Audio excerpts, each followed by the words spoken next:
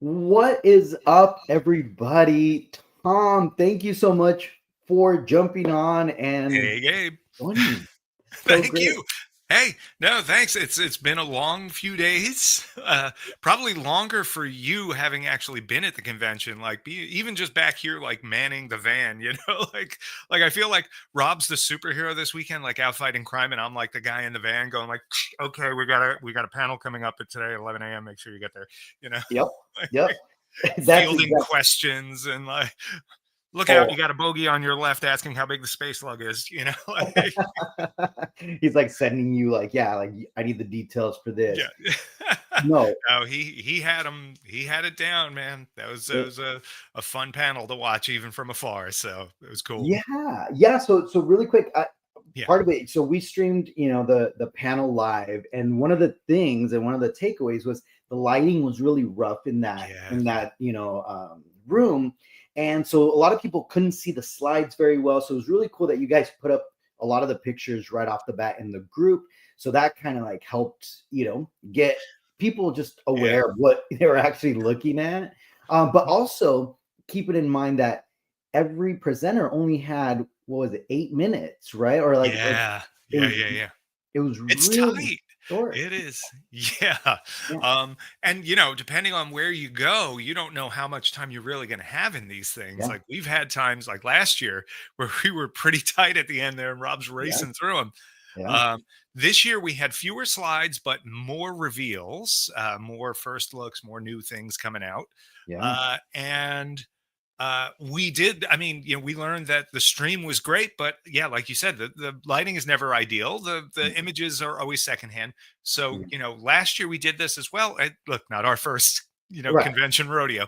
As soon as the panel was done, I pushed the button to get Yeah. put it live on the website and in Mm, in our Facebook group, the Regal Robot Fan and Collector Showcase. If anybody's watching and you're not already there, like, why are you even watch? Like, go there now, yeah. sign up, and someone will let you in later. But then, then you're at least there for all this stuff. But yeah, we posted the pictures right away, Yeah. and started fielding questions because Yeah. as soon as this thing is over, like Rob's got all this information about everything, and as soon as he's done, it's like they're going to ask us about like Oh, five other things immediately for each of these. So oh, I we mean, I had to was be with prepared. Rob. Yeah, I was with Rob as soon as I walked out too, like Uh, out of the panel. I mean, Rob kind of got mobbed too, just with like follow-up the questions. Rob mob. The Rob mob, yeah, exactly. So yeah, so it was great that when you agreed to jump on here and just Yeah, go a little bit deeper let's into dig. Yeah. yeah, that's Look, what here's the thing, and not to interrupt you, but hey, I'm interrupting. No, this is when we do an event like this. That 8 minutes represents like 2 years of work. You know what I mean? Like some of that stuff, that Raiders hat, we yeah, turned up in 2023, and like literally since that time have been working towards that reveal. yeah, And it is so hard to sit on this stuff. There are whole new lines that we're going into this year. yeah, There's new decor we're doing. All of this stuff is like super exciting to us, yeah, and like it's really hard. Sometimes we'll have people come to like pick up something at the studio, mhm, and they'll come in, and Christian, who's our 3D, our lead 3D artist, he's in the lobby area where our bookkeeper sits, and we have one other guy in there sometimes. And just like a little office space, and they'll come through, and sometimes I'll like, as they're coming through, I'm walking by and like standing between them and Christian's desk so they can't see, either what's on his screen, or sometimes he'll have a little 3D print of something that's in the works they can- that's like, no one can know about that for like a year. And I'm like knocking stuff off his desk or throwing a blanket over him, It's like, pay no attention to the guy over there, It's like, well, now we so, know it's not really the board that we want to look at. oh It's no, what actually have I the done? computer. Oh, people are now they're gonna like try and find him. I He's gonna be know. out at restaurants and getting hounded. Like, tell me who's next in the mini mask line. I know you know. That's right. So yeah, I mean, look, there's a lot of excitement, a lot of new stuff. That mini bus line, and we're gonna talk about it, but I, Yeah, I mean, I'm really excited about that. thank you. Obviously, all the indie stuff. There's so much every single time. So walking around with Rob, Yeah, and as I'm, we're walking, people that we know or whatever come of up, course. or Yeah, yeah, I'll introduce Rob. And as soon as we're telling him, yeah, he works for Regal Robot, And one guy was a huge indie fan, like huge. And I was like, did you see the hanger? And he's like, no. And so it like literally turned into a conversation piece with like the indie fan. So love to get some more, just some more insight, obviously, about all. Let's do it. Yeah. And yeah, no, it was great. So just a really quick recap, because this is the first time I've, just been online since Comic-Con. Comic-Con was great. It was just such a great time. I got to see the maker, not meet the maker, but I got to see the maker. I was in the Lucas Lucas Museum panel. And guys, that Lucas Museum, I'm just telling you guys, it's looking amazing. We saw some of the pictures, some of the images that we're releasing. They have a room full of pod racers, life-size pod racers. They have a room with biker scouts and a full speeder bike. They have a lot of cool stuff in there that they're showing. So I can't wait. A lot of comic book stuff. But anyways, I just wanted to say George's collection is insane. Beyond just the stuff from his own films. Like the man he's one of us. Like he's a collector. And just from the little I know about it, just from being at the ranch or being at Lucasfilm, and you see some of it and you hear stuff about it, everything I hear, I'm like, oh my God. But he's been in this for so long too. He's someone that's been purchasing concept art and posters and things like that since like American Graffiti money. It's like when he, like his first taste of success, he starts investing in this stuff. And now you look at the way, some of these poster auctions go in the comic art auctions. You have to sit there and go like, geez, like if it were anyone else, you'd say he'd make more money off of those posters than his movies at this point. Yeah. No, and it's funny. He actually brought that up. And, speaking of like him being a collector, right? And that was a big conversation across, because Guillermo del Toro was on there. Now, obviously, Guillermo del Toro has a huge, right? Like all the horror stuff that he collects. And they were actually talking about being collectors. And and George gave this like great, like kind of, he was just like, look, I collect stuff. I love it. I keep it. I'm not one of those people that buys the art and then keeps it 10 years and sells it and makes $10 million. He's like, I'm never going to sell it. So, we want to display it. And it was just cool. Like all the like stories he was telling about him being a collector. So it's kind of cool because he's one of us. It almost made him feel like, wow. It's funny. One of the things I in some of the interviews I've done with the ILM guys, which if folks go to the Regal Robot YouTube channel or the Tom Spina Designs YouTube channel, there's all these interviews with all these different ILM guys and girls. And I just remember Ken Ralston, who, on his own is multi-Oscar award winning, someone who has been a visual effects supervisor. He's gone from like, model shop to concept art to creature making to all the, I mean, like he's done everything. He's amazing. And, but he's talking about how like George would come through when they were working on stuff. And his take was something along the lines of like, it wasn't like, oh God, George Lucas is coming. Like it was just, he was one of the gang. He came through as a fellow maker, as somebody else who was fascinated by the same stuff as them and into the same movies as them. And even back then at the height of it, like, Jedi, like George Lucas, a big freaking deal by the time Return of the Jedi comes out. And that's the era he was talking about. And it's like, he's still, just one of the gang. And he's definitely, when it comes to the collector thing, he's one of us, just with a slightly different budget. Yeah, exactly. A little bit. Yeah, just slightly. A little bit. All right. Well, look, speaking of wallets. Yeah. Let's get down to business, because let's see what we're doing to people's wallets. Yeah. Let's look at the damage. No. Oh no. Oh no, not damage. We're doing pretty good for folks on this new stuff. I think we'll see. Well, I think people will be very pleasantly surprised when they see some of the prices on this stuff as we can reveal that. Well, so I wasn't talking about the prices. I was actually talking about the amount of stuff. All right, Tom, there's a lot. Yeah. We sort of backloaded this year a little bit. The first half of the year, we've been no slouch in terms of putting releases out. we certainly have a lot to get through in terms of things like the maquette line and stuff. There's a lot of pieces in that collection Mhm. that we still have yet to do. We're maybe a quarter of the way through the original trilogy ones, if that. Yeah. Jeez. And we really do want to get to all of them eventually. So Yeah. we want to make sure that we're hitting that regularly. We did have a couple of things that pushed a little further back in the year than we wanted, just for either Mhm. pre-production or production issues, or just like making sure our ducks were all in a row.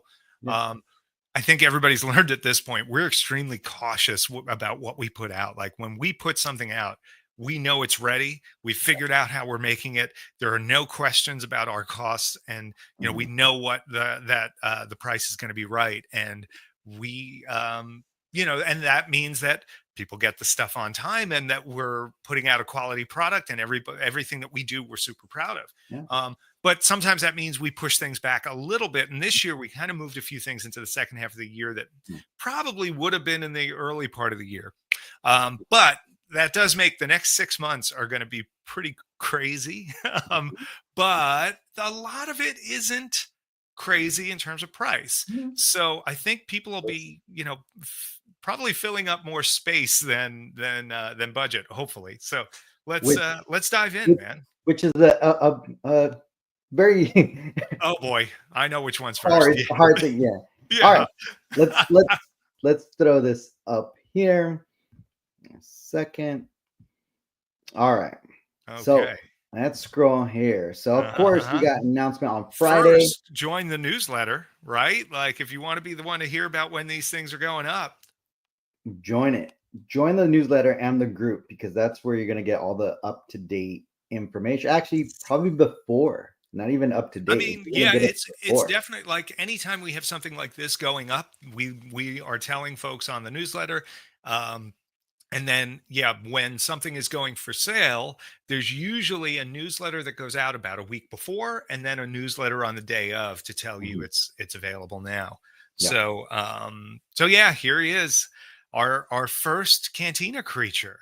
Can you Wow. believe And that? I How mean, many years in, and we're finally doing a Cantina creature? It's like, that, thank you guys, like yeah, for it's me about finally. time to do something for Tom. Yeah, You right. only Like, come on. you deserve it, Tom. Finally, Thank you. Yeah, it's about time. But man, this thing is awesome. I mean, right off the bat. So, first question. Obviously, we see Yeah, two images. right. Tell us right off the bat. What's going on? Are we going to get two editions? What's So happening? right now the plan is, and this is the current official licensing okayed version of it, is that it is a single bust, but that the center section comes out and the height changes a little bit Oh, once you take that out of there. And so you can either display it as just the head, or you can display it with the torso. oh, Um, so that's basically something that was big important for me. mhm, I tend to collect masks and mhm. heads rather than busts personally. And for this one especially, I thought, he holds up really well. He's huge. Well, Like, I think that people don't realize when the actor's wearing this, like the mouth isn't up here. It's not like this. It's like down here on their chest. And the head is just massive. let me. It's really deep front to back as well. And It, I think that's a thing that, kind of gets confused by the action figure folks a lot too. yeah, Sideshow recently did one that was actually really close in terms of the size of the head, which was great. yeah, They just did a 12-inch. But yeah, there you go. So there he is next to Donovan. And I mean, you have to think mhm, someone's got to put their head inside of this thing. So it's yeah, got to be bigger than a human head. But then also, it's just oversized. It's really big. And yeah, Donovan is on the smaller side because if you can think about it, that mhm, is a casting of a human head that's remolded, shrunk it a little bit in that process, then gets shriveled in a bit so he's Mhm. down in size. I mean, it is a life-size human head when you put your head next to it, but it's not huge. But yeah, Yeah. you can see just with Walrus Man next to it, that thing's a Yeah. monster. Well, and especially, yeah, like for people that are struggling with like space, right? I Yeah. think that that makes sense, right? Giving them that option to, have the full Exactly. price. Yeah, maybe not everybody has the height or the Yeah, width or whatever. yeah. I did Or see somebody asking why we didn't call him Ponda Baba. And that's because I'm old. And old people call him Walrus Man because that was his name for many, many, many, many years. yeah. Um, and eventually, he did get the sort of expanded universe name Ponda Baba, and I Mm, believe it is now officially canon as well. But we did notice that Walrus Man is still in use in other licensed products. mhm. And we thought that's the cooler name to use, especially for us and our fans. Yeah. Like that's the way to go. And it just looked better, looked cooler on the plaque. And if we're gonna put a plaque in front of Ben Burtt, like that's gotta say Walrus Man. He's gonna be like, what's Ponda Baba? Yeah. Like, So that was yeah, my how second cool is that? that was my second question on, or not even question, just Yeah. I mean, I want to know more about this. Like Ben Burtt, I mean, that's a huge autograph, Tom. Like that's not just like, yeah, That sure. ain't There's nobody. like Yeah. there's the sculptors, sure, like great, we love them all. But this is Ben Burtt. Like This this is a is guy who literally shaped these films. Who, yeah. if you ever watch the rough cut of the Cantina, there's a black and white cut that's a bonus feature on. It's probably on Disney Plus as a bonus. You can download. If not, I know it's on YouTube. Yeah. Um, it was on one of the Blu-ray sets, Yeah. but if you listen to that scene without all of the dubbed audio, Mhm. literally the only two people in that scene that talk, other than like Harrison Ford or whatever, but it's like Harrison Ford, Alec Guinness, and Mark Hamill. Yeah. Every other person in that scene is dubbed, and that's all down to Ben Burtt. All of the background noise is dubbed. It's all Ben Burtt. These creatures have dimension because of him. And Walrus Man in the rough cut is just like, like he just like kind of leans in Yeah. and mumbles. It's like without that sound effect, you lose that punch, that like, Yeah. whoa, what just happened? That comes out when he bursts in and like accosts Luke initially. Yeah. Um, he is an absolute like core element to Yeah. those movies, and the first one in particular, because so much of that was dubbed. Yeah. And yeah, we were super lucky. A friend of ours at Skywalker Sound was kind enough to introduce us. Ben heard what we were doing. He saw what we did with a bunch of the other ILM guys, and he was very courteous and amenable to joining us and Yeah. doing a signature edition. In this case, the actor who played Walrus Man is Mhm. one of the few unknowns in Really? that whole canteen. You know me, I've been researching that scene Yeah. like crazy. We do our crazy in-depth cantina panels at all these conventions for, Mhm. like 15 years we've been doing these panels. And we still don't know who played Walrus Man. There's only like two or three people out of like 60 actors or whatever that we haven't identified. It's insane that we don't know that. And then Chris Tucker was the makeup artist who made the mask, Hmm. and unfortunately he passed away a few years ago. And so Mhm. for us, it was like, you know, what do you do with this? Maybe we put it out without a signature. And I hit on the idea of Ben. I was like, well, there's a third part to Mhm. Walrus Man, and that's the sound, and it's Yeah. such a big part of it. Yeah. And so yeah, Ben jumped in, and that picture was, we were in his office. He signed the plaques for us, and Wow. we left him with a batch of them to sign. And Yeah. we were at the archives that week and at the ranch and doing some stuff at Lucasfilm as well. And on our last day, he was kind of texting back and forth saying like, "Hey, I got these plaques to get to you." And we were getting set to go take a ride over to Sky Sound, and we're leaving the archives, and up comes Ben Burtt on a Skywalker Ranch bicycle with a little box, like a special delivery. I mean, just like, oh, this is my life. Like, this is Yeah. amazing.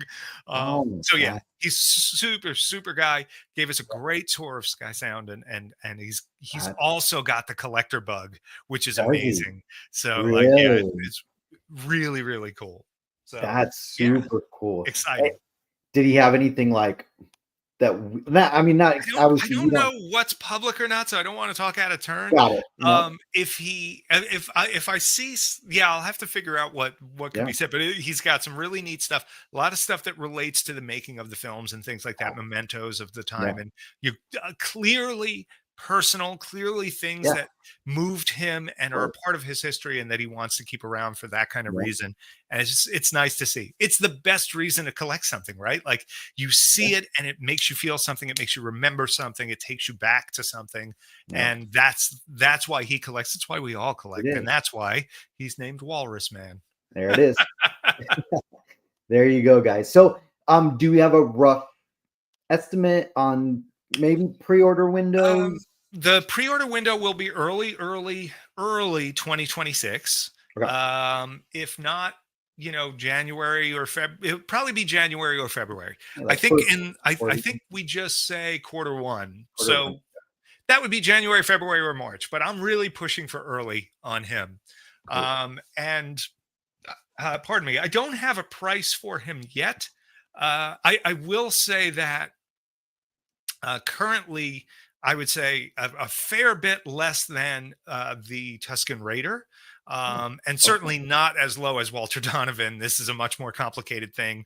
But it should be a pretty good price. I have an idea where it's going to come in, but I don't want to talk too early on Yeah, of course.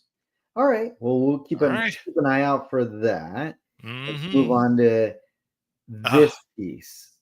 Oh my Talk God. about big ones.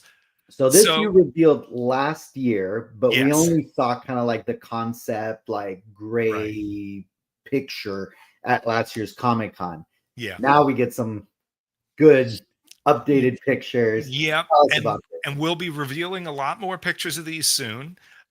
This is coming out now September 23rd, about 2 months from now. This has been in the works for a long time. The quote small one is actually pretty big. It's 14.5 inches tall, plus a little more. It's tough to see in that picture, but we actually have a tiny little falcon that comes out of his mouth too. That's about a centimeter long. And that's on a little bit of wire that pegs in just behind his teeth. And it comes out of an asteroid base. The asteroid base is maybe like 13 by 13, sort of not a square or round shape. It's, organic because it's rock. The position of the small one is kind of tilting off to the side like he did in the film, chasing after the falcon with the mouth open. And it's a little more detailed inside the mouth. It's a little more anatomical than the real prop is, so that one's a little more polished and a little more like a moment out of the film. And even though he's only 14.5 inches tall, he's actually scaled as if he'd be about 2 feet tall, because you're only seeing the top 2/3 of him. Now, the other one is based on the real prop, and now they're side by side there for comparison. But Let me bring last that year up. we had shown a mock-up where he's actually going to be displayed sideways with an L bracket behind him of metal and a flat metal base underneath. And that will put him in the same position that the archives has had him in for decades. He's been on tour that way and stuff. And what we're giving people with that one is just 1-to-1 to the real prop.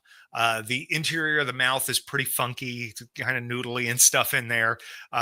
The skin textures are all heavy and jagged and everything. And the back end has sort of kind of skin wrapped around it. And there you go. He's huge. There's that's Marissa from our studio holding just the raw print of him.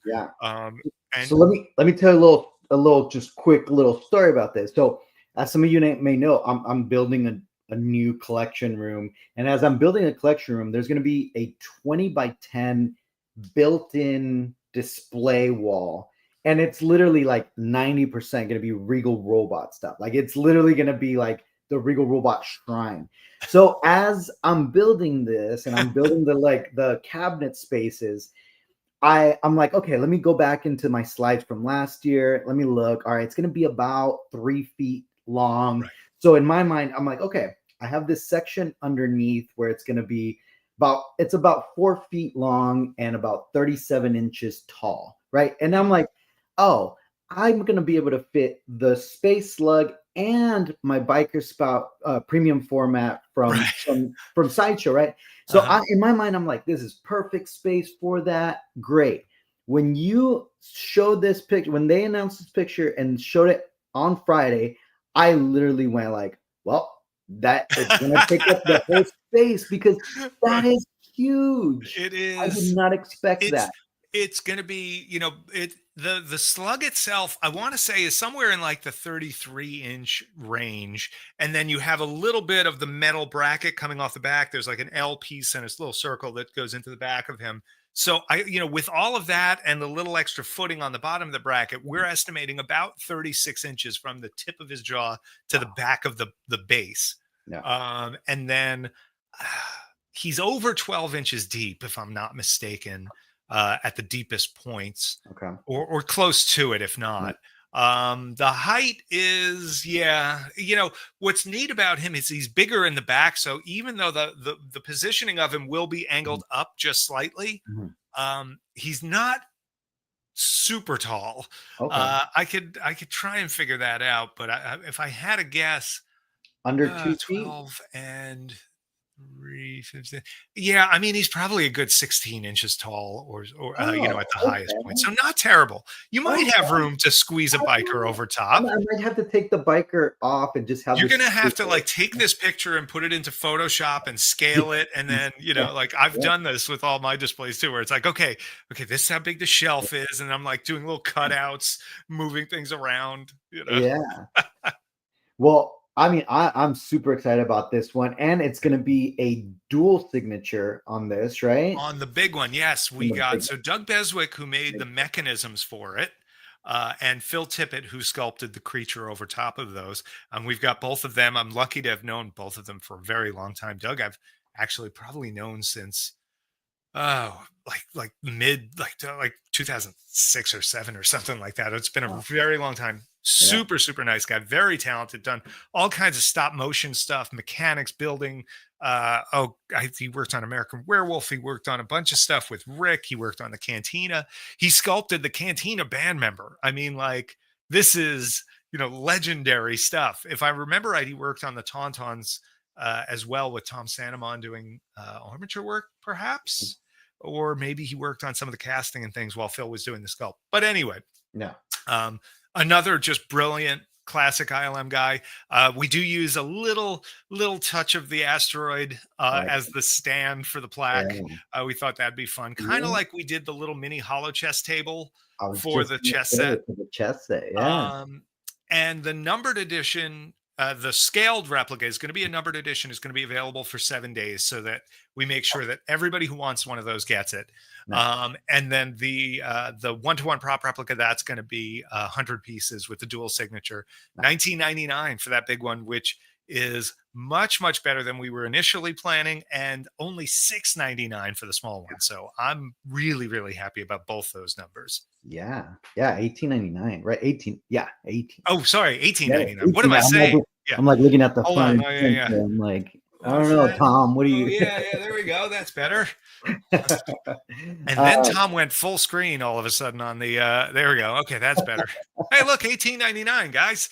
What a great price! That guy who was here before doesn't know what he's talking about. Now, Tom just discounted for everyone. $100. That's right, yeah. It's like Gabe's just going to keep me talking until it's down to nothing. Right? It's like we get to pay you to take it. I think there's not a 1 there. I think that's $8.99. Oh, what do you know? Yeah. like Sweetums in the Muppet movie where he swats the fly, and then there's the period comes in. It's like $18.99. All right, here's a 20. You owe us $1. That's awesome. So this one, you said September 23rd for pre-order. Yes. Okay. So pre-orders. We'll take the orders for a week. These are going to be made to order after the fact, because we don't know how many we're making off the bat. We do have the pre-production process going on both of them, molds and such. So and we'll have payment plans for both. My guess is the small one at that price, it'll be a 6-month payment plan. And the large one, likely a 12-month, just because of the number, but we'll figure that out. We like to try and balance that with the production schedule. So sometimes we end up kind of going like, we got to go with a little shorter plan for that. But I think it's very likely that'll end up being like a 10 or a 12 month. Okay, perfect. Man, that I'm telling you. And you know what? I actually was talking to just really quick before I move on. Yeah. I don't know if you've realized, which you probably have, you're kind of unintentionally you have and I don't want to say necessarily a puppet line, but it kind of is a puppet line because it kind of is, isn't it? The Rancor. The Rancor was a puppet. We got Salacious was a puppet, and you replicate it. You have the Wampa, who's also a puppet. And now you got this puppet. So it's kind of cool. It's like in my crazy collective mentality categorizing, you know. Well, I mean, look, it's it's rare that I go through one of these where I don't get to mention that I started at Sesame Street. So I mean, it all comes back to puppets, I guess. I don't know. It all makes sense. Yeah, that's pretty funny. Max Reba, or no, what other one would be a puppet that? Let's see. A Toadstool Terror is a puppet. Actually, stop motion. I was gonna say like the Dianoga, but that's stop motion. Yazzer, or not Yazzer. Oh my gosh, why can't I remember his name? This guy.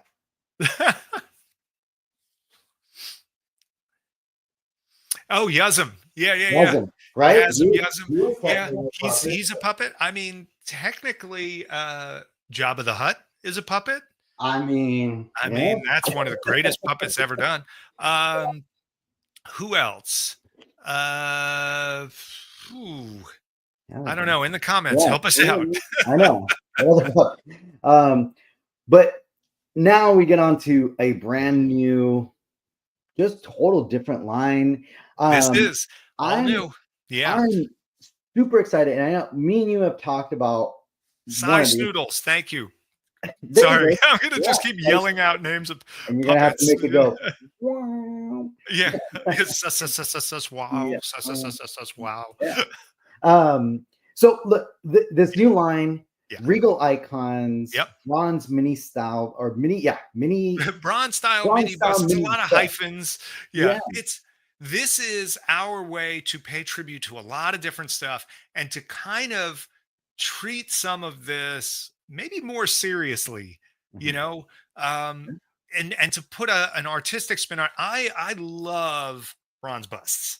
I also love treating non-serious subjects in a serious way. I think is always fun for me, and I feel like, you know, within the films and beyond, I thought there was a lot of opportunity to do something with this and make something that you could put in your office, in a library, in your living room, that would not jump out and look like you had a bunch of toys on the shelf. Yeah. And for me, you know, if you zoom in on that Tarkin, especially that picture on the right, which I think shows it really well, you know, these have classical texturing on them. You know, these are made to look like someone hand carved a real, you know, a real bronze piece here. We had our in-house 3D, Christian Maggi, does a lot of bronze work for us outside of all of our Star Wars stuff. You know, with our other studio, we do a ton of other sculpting work that is just completely unrelated to the Star Wars line. And with the Cushing, we took a base sculpt by Darren Pattenton, who's an old friend of mine and a sculptor buddy, that was really, really good. And then Christian added a little bit of attitude. Between he and I, we tweaked the likeness a little bit and made it a little more my way. We did some changes to the overall shape, the curve, the pose, all of that. And then Christian did this classical treatment on it where he went in, added all this texture, and really just gives it the look like someone went in and raked all this stuff. And just, you know, it paints up beautifully. It looks like real bronze. It's heavy in your hands. And the idea of the Regal Icons line, I mean, this is our new trademark thing, right? This is going to extend past Star Wars. It will extend past Indiana Jones. We have 2 more of them lined up for the near future that I think people are going to be really excited about as well. And our indie one, which we'll see in a little while. And so we started with Tarkin, which Peter Cushing, my favorite actor, the first human I ever sculpted as a sculptor many years ago. Yeah. And I thought, what better place to start here? Yeah. And he's someone who, in universe, is worthy of this treatment. Yeah. So if you have people who are just art fans or Mhm. movie fans that want to pay tribute, Yeah. great. If you have people who are like canonical fans, Mhm.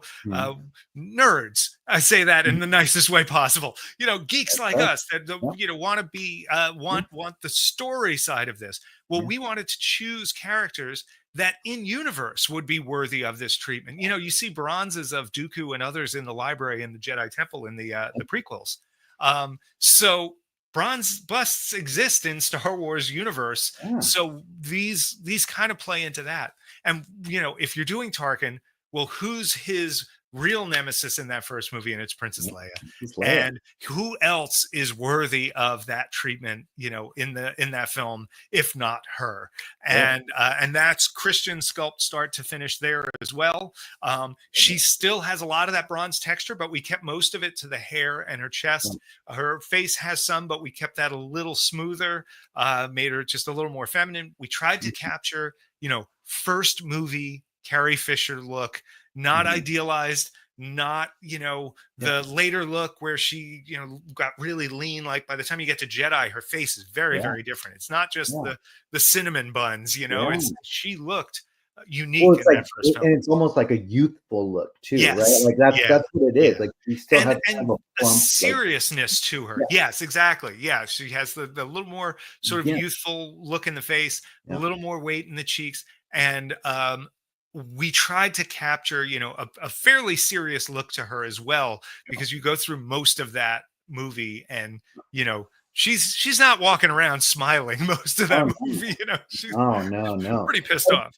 And Um, I mean, what I love about this line is that it kind of, and look, these bronze busts. Me and you have had conversation about bronze busts before, right? We've talked oh about, yeah, especially true. Tarkin. I Yeah. remember years Yeah, at ago one point we were talking about doing a life-sized version of doing a that. Yeah. life size, I and had I even remember started sculpting that. you started sculpting it. In fact, one time I remember it was on a video chat or a video something. You had it still even just covered, and I was like, "Hey Tom, can I see it?" He's like, "No, I'm not even gonna touch I that wasn't right there yet. now." Like, yeah, but this is something that it was for me. It's highly anticipated. Tarkin is my favorite Star Wars character. Yeah. 100%. I have that portrait tattooed like There you go. on me. Nice.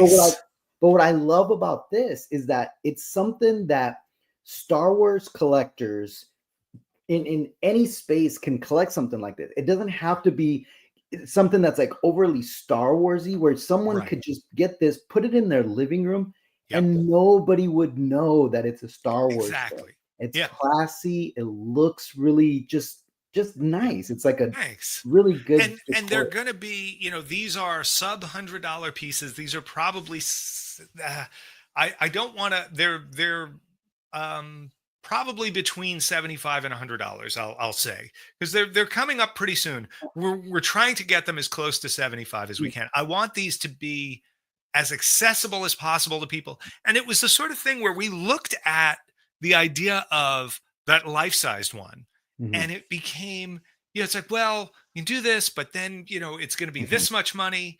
And then, how many people are really buying a bronze life-sized of something yeah, versus, when we came around to the idea of the Regal Icons line and all that it meant to us and all that it could be, which mhm, people will see what we have in mind very soon. Um, it became like, this makes so much sense for this. This is now accessible to people on price point. It's great in terms of size because it's substantial enough that you put it on a shelf and it looks great. yeah, But if you were to, uh, uh, versus having, 5 life-sized ones, you'd never mm, have room for. But now you could have somebody who could collect 5 or 10 or 15 of these down the yeah, line and really fill out the space. And it's funny, I took that picture on the right on my bookshelf that's just yeah. off to the side on my my shelves Well, here. that's Didn't how I even envision it. realize I had Peter Cushing's autobiography in the shelf behind it Oh, that's until funny. after. I was like, oh well, that Mm, worked out. yeah, So yeah. But yeah, no, I love, and the size too. They're about yeah. approximately right, like it says on there, Yeah, about it's 7 7 inches. inches tall. They're substantial, even at that size, Yeah. and so Cushing is about 7 inches. We have, uh, what do we have? We have 5 going right now. Mm, So Leia, obviously smaller than Cushing. mm. The tote, which will be coming up down the line, he is taller because of the hat. And then the 2 others are sort of Cushing-esque sort of height. One's a Yeah. tiny bit smaller, one's a little bigger. Yeah. And I think it's also a cool, almost maybe not contrast because they are complementary to each other, but like, and which we're going to look at, like the masks, right? Where they're more creatures, Yeah. they're not human characters as Yeah. opposed to these ones. This Like, gives us a way to do the humans that pays tribute to them. yeah, We could do, if we really wanted, I suppose we could do like, life-size human characters or something like that. That usually ends up kind of creepy, yeah, and when you have something like this where it is an interpretation, it's artistic, it can give you sometimes more of the character yeah, than just the actor, yeah, or it just, everything's a little amplified, it goes a little beyond realism and it feels different. yeah. And I like that. It's something that we recommend a lot. We get a ton of people who we do tribute busts to. Someone who comes to us and says, "Hey, my nephew passed away. We want to do a bust to pay tribute to him. Hey, my I'm, father passed away, or the founder of our company passed away." I'm, Yeah, there you go. I'm gonna jump to this And since we're already talking about. yeah, so it's like, to do a tribute bust of someone realistically is creepy, but to do it as a bronze, it gives them importance. It gives it a weight. Yeah, And then, some of them are a little more overt, like this one. yeah. Um, we were bouncing ideas around about this, and the idea came up to do 2 of them at one point. Mhm. And Rob said, "What if we put the face on the back and we turn it back and forth?" And that was like, "Yep, there you go. Yeah, That's the us way to do that. That's the uniquely yeah. Regal Robot way to do this." And I wanted to bring this up before we kind of moved on to the rest because I like the fact that there's a hand there, so we can kind of get Yeah. some reference of You can still, scale. like, it's still That substantial. is. Like, even at, 7, 8 inches tall, these Yeah, things are chunky. yeah, yeah, Especially when you're talking heavy resin and stuff like that. yeah. No, absolutely. So, All right, let me yeah, kind of back to back. the start. I know, back to the start here. Now let's go and look at the next. This little decor, Yeah. but also very popular decor. Obviously, you guys have previously done the space slug. Yeah. Obviously, the We've the sold a magnet. lot of those space slugs over the years. Yeah, Those are in the $99 range. This will probably be in the $75 range. And this is something that I had sketched up a really long time ago. And then Rob did a more dialed in sketch when we started going into, sort of the um, pre-production on it, I would say. mhm, Um, and then Christian did all the modeling, and it's a really, really fun piece. And to me, there's there are certain things that tie specifically to the first film. The Dewback comes to mind. The yeah, Bantha, which I know shows up in others, really to me is first film. I mean, and there's things like Wampa and Cloud City and Jabba's sail barge and whatever else that tie to the other films. But to me, whenever you can find something that ties so yeah, specifically to the first film, and to me, 2 of those things are the yeah, Crate Dragon skeleton and the escape pod. I yeah, love the escape pod as a vehicle. We've gotten to see the real one at the archives a bunch yeah, of times. We've 3D scanned it and stuff like that, which we mhm, used as reference on this. But that Crate Dragon, that ridiculous skeleton that was left over from a Disney movie that they piled on a hill, and just, it adds such mystery. You just look and you're like, yeah, where have they landed? What are they going to encounter? yeah. The first thing, they're going through these sand dunes and there's a gigantic skeleton. That means something giant Lives there. was here, Yeah, and it just, yeah, it does that thing that the Disney theme parks do really well, where yeah, they, imply history and story. yeah, And so these are 2 elements that do that. And we thought, okay, we can make the sand dune have a dip in it. You can put your paper clips and whatever in there. The yeah, space, the escape pod, of course, becomes a pencil holder, and it's a really, really fun piece. yeah. And a great gift. So we said Black Friday. There you go. And then we added some more Yeah. tiles. to that Yeah. collection, which I love. And finally, I call it that. I mean, some collectors, some people in the mind, they call it the Kit Kat, right? The Kit Kat one. Yes. It Yeah, kind of yeah. looks The like a Kit Kats. Kat, but What's funny is some of the old maker guys called them the hot dogs for a while, but when I heard Kit Kats, I'm like, oh, that's it. Like I want to just break that off and eat one. right. Christine at the shop does like, cakes and chocolates and stuff. And at one Mm, point she's looking at that thing going like, I can make them old, like the little chocolate one would be great. yeah, But totally. yeah, so the Kit Kat is kind of a standalone, sort of like Tile 5 from the last one, the one with the round port in it. Those are two that are kind of standalone pieces that normally would be a 4-up, but we're scaled to this line. And then the other two on this are two parts to Mm, another 4-up. mm, So there's others that we can do in the future if people want to give all of these a home. So far, the first batch have been selling great. I love them. They're so proppy. They're very authentic. They feel very accurate to yeah, the real props. They're all hand weathered. It's tough to tell in the pictures, but they've got a yeah, layer of distressing and dirt on them. They yeah, feel so Star Wars. And yeah, I've seen people who have used them as backdrops for things. I've seen people have used them as bases for their yeah. ships and whatever else. Um, and I I think as we do more of them, we're going to see even more people doing that because you can just, you buy a bunch and they're 19.99 each. So, you know what? So a member in the group posted a picture where he had him on this like metal little kind of oh yeah, like on a photo stand or something. yeah, and like all put together. I was like, that is perfect. That's maybe something for you guys maybe to think about in the future Yeah, to offer like a little longer stand that where could be all neat. of them would Yeah, fit. you can do That would 2 be- rows or whatever. Yeah. I'm just looking forward to after we get a few lines of these out there, assuming these sell well and we do some more. Um, I'm just looking forward to like the guy that makes a whole trench out of these things. Like I Oh, think that would be amazing. geez. Yeah. And then next And to then that, we got yeah, the Gamorrean towering. That's so awesome. this, yeah, that's actually a bronzified version of a scan of the real prop for the Gamorrean. Oh, really? That's at least where it started. It's very stylized. We kind of did a little stretch and squash with him to Mhm, make the proportions work and to give it an artistic feel. mhm, But Christian did a really, really great job. There's tons of that bronze texture on it and stuff like that. That like mhm. hand sculpted clay look.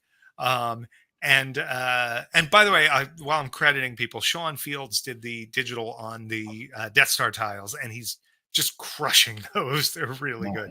Um, but cool. yeah, the towel ring is just building on. We've got the Rancor, we've got the Jabba's Deus gargoyle version, and we thought, what could be another one that fits in that vibe? Yeah, And the Gamorrean just felt so right. As soon as I did a little mock-up in Photoshop, and as soon as I like plugged the ring in under his jowls, there was like, oh, there it is. Like that's him. yeah. So Cool. Yeah, that's awesome. Yeah, I have the Jabba's oh, the what gargoyle. Yes. gargoyle. I Yeah. love that thing. Oh, I absolutely love It's that. such a fun sculpt Yeah. that I got to find out. I know Phil had one after production, but I don't know if Phil was a sculptor on that. I got to find out Hmm. if he knows who did that. My guess would be, well, no, I don't know. I Yeah. would have guessed that it would have come from the art department in the UK Yeah. because it would be set dressing, but it's monstery and they did show up on the barge, so they might have done them in the US. I Yeah. got to ask. Gotta ask, and then maybe It's so weird when we could say like, "Oh, I'll ask Phil. Let me go Phil, yeah, just Phil. and Let me go see you what know, Dennis remembered." Like, "Oh while my you're god, there, is this our while life?" while you're Like there, have them sign a couple plaques that say right, yeah, yeah. one to These one Java Gargoyle. that's just in case. And then put it out for us, Uh-huh. please. Okay. Because Well, since you said so, yeah. please, that's what Verbal contract. we There we go, want. folks. You heard it here. No, Gabe has I would power love. over me. What I was powerless to stop him. What could I do? I, I mean, I would. I'm sure a lot of us would I love would to see that. I would want one of those. Yeah. Speaking Now, of not life-sized though, yeah. um, There you go. So these are the coming really soon. We have the first batch in the studio, the sample batch, no, and so- I'm just so thrilled about these. yeah. They So tell feel us a little bit so right. and tell us a Um, little like just kind of history. Like yeah. how did those So come up? this kind of goes along with the bronze line, and we were trying um it grew out of the fact that we often do small scale 3D prints of stuff while we're working on them, just Mm, to see how things are looking. Because mhm, there's one that, things look one way digital, but things look another way in your hand and in mhm. real light and stuff like that. Yeah. So very often when we're working on stuff, I'll be like, hey, give me that file. I'm going to run it half size, or I'm going to run a 0.45 and just see what it looks like.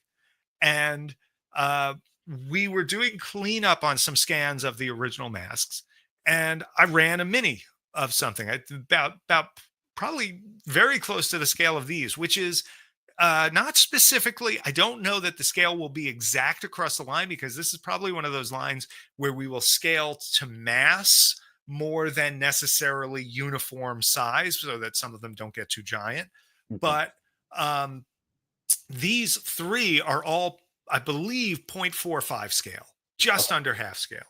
Okay. Um, I have to double check that, but I'm pretty sure. Yeah. And uh, just seeing the little one, it was like, what if this is it? It's like, what if this is the way that people can have, room to collect these things? Because look, you can give them all the same details. They're Mhm. still substantial and they're heavy and they feel great and they look great. But like, and if you look at things like the well, one, the perimeter of each of these necks, you can actually see the stitching from the original mask, because they had stitched around the edge of the foam and the Oh yeah. latex. So This, you can see that stitching on each of them. If you look at Barada's neck, there is all this wrinkling and puckering and this sort of like pillowiness to it mhm. that is in that original sculpt, and it is reflective of the fact that it's thin latex over a soft foam, and there's some buckling going on here and there. Yeah. All of that we maintained and captured and brought into these things. And Yeah. then the paint is Max Fry at the studio did the paint masters along with Matthew Began. And then we sent all of our paint chips and colors and the samples to the factory that's working on these with us, and they were able to, in one try, match the paint Wow. so perfectly that when they sent back the images, I had to ask them to send it back again and label which one was ours and which one was theirs. And I Really? am hyper Yeah. hyper aware and critical of paint when it comes to the stuff we do. Yeah. And I don't think I have ever on a first try approved a paint job. Wow. And with all of these first try, it was just like, oh, okay. Yeah, there we go. I Yeah. think I had like one note of like a little less shiny on this, and Mhm. that was it. Like they're really, really fun, and they feel like the masks. Mm. There's no fake eyes in Yeah. them. There's no when you see the back of them, if you go to the next slide, you scroll down one there, uh, next slide, please. If you, Yeah. yeah, so there you can see the size of them. They're pretty substantial, even still. They're about 9 inches, at least for Barada. The others are a tiny bit less. But if you look in the backs, they've got the seam lines, The and the same. seam lines aren't straight. Like look at Klaatu's. Yeah, Yeah. all of them. They're all crooked. And on Klaatu, there's a secondary stitch. That's the stitch that's holding the Velcro inside the mask to close up that seam. Oh, So like all of these little details are the things that we put into them. I'm a yeah. mask guy. I'm a monster guy, right? Like my Yeah. big things that got me started were puppets and making rubber masks. Yeah. For me, the idea of replicating these things is so special to me. Walrus Man is so special to me. But like, I didn't want to have to say, okay, if we're going to do this life size line, they're going to be expensive. They're going to take a long time to get out. We're only going to be able to do one a year or whatever. It's like, we're never going to get to these things. But if Yeah. we come up with something else that Mhm. makes it maybe a little more collectible, Yeah. I think they'll do well. And so far, people seem to be digging them. So Mhm. I'm really happy about that for Yeah. sure. No, I mean they are like the size, right? Are Yeah. obviously you can see it right there with the hands, but I really think these are really complementary to even the maquette line because They as look so good next to the yeah, maquettes. like next to it, behind them, like you could literally place them all nice If and my microphone cuts out, it's because one of my cats is now chewing the wire. I'll be right back. oh. But yeah, guys, in the comments as we're going through this, if you guys have any This questions, is the guilty one, just in case oh, anybody's wondering. there, oh, yeah, Anyway, yeah, I agree. It's to me a really nice, that's like one of the coolest things anybody's I ever know, said. right? But it is about giving people a way to get more of this stuff on their shelves and represent more of this stuff we love. Mm, And it's a really interesting thing. I didn't think about it. I, for my whole life, have been a one-to-one collector, right? Like I mm, always collected life-sized masks and yeah. monsters and things like that. But when we started doing the scaled space slug, I'm like, the big one is cool, but the scaled one's really freaking nice. And I think a lot more people are going to want that. And then getting to these, it's just like, wow, this really scratches an itch. Like if I got Klaatu Barada Nikto this way, Mhm. yeah, if we ever did a life size one down the line, I'm going to buy that too. But this really makes me feel good and feels like I'm representing the archive. And I'm super excited about these. I'm Yeah. excited about all this stuff, but these are Yeah. very me. Yeah. No, I'm telling you that panel this year, I mean, we were all like just like turning heads. I was in the front streaming it, and I just like every single one I'd like turn around, and like some of our collector friends were in the next like 2 rows behind, and I'd be like, what did they just announce that? Like what Yeah. in the world? It really was No, cool. they did not. Yeah. Yeah, no, it was cool. And Nice. a lot of people are like, oh, like, with like you guys or EFX or anything, and like they're like, oh, did they give you any like hints or anything like that? I was like, no, and not only that, but I wouldn't even want them because I Yeah. want to live in that moment. As you guys are announcing, I'm like, Yeah. yeah, it's like like I don't know, like a It's like a rock yeah, show, right? Like we're coming, like when we go to, yeah, yeah, yeah, like at the end of Apollo 13 or something. Like yeah, we just we just did the splashdown.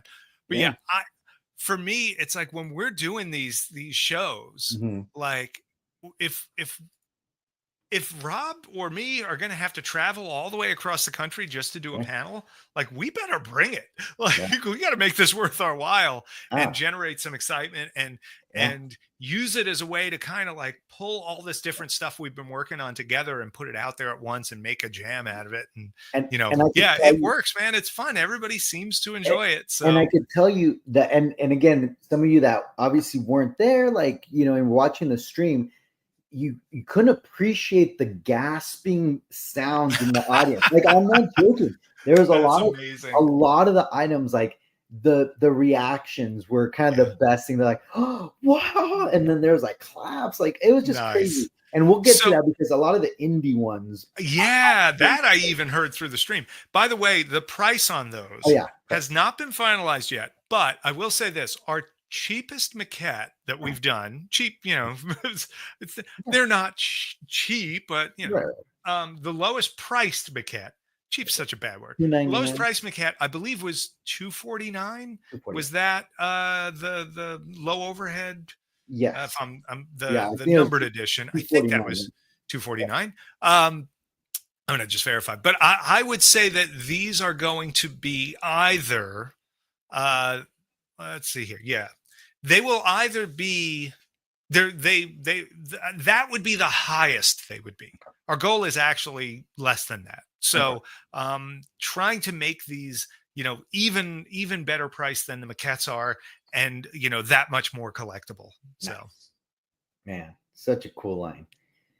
And they're limited edition, so That's right. Yeah, for us, 250 pieces each. And we'll have a payment plan on them and all of that too. So people will have a really good I think it's one of those ones we wanted to make it where it's a no-brainer to if you're talking Klaatu Barada Nikto, yeah, right? Like you've got to get all three. yeah, no, So yeah, yeah. and then there we go.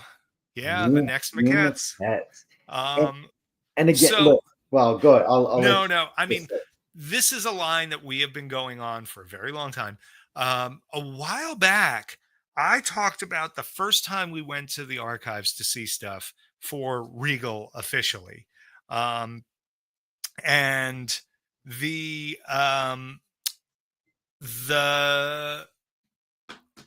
when you're going officially, you have to ask for certain things ahead of time, Mhm, especially at the time. mhm, So that first trip, if I'm remembering right, we looked at A New Hope Gaffy stick. mhm, We looked at the Wampa puppet. We mhm, looked at the Max Rebo maquette. We looked at the Yuzum maquette. We looked at the Droopy McCool maquette, and we looked at that Jabba the Hutt bust maquette. Yeah.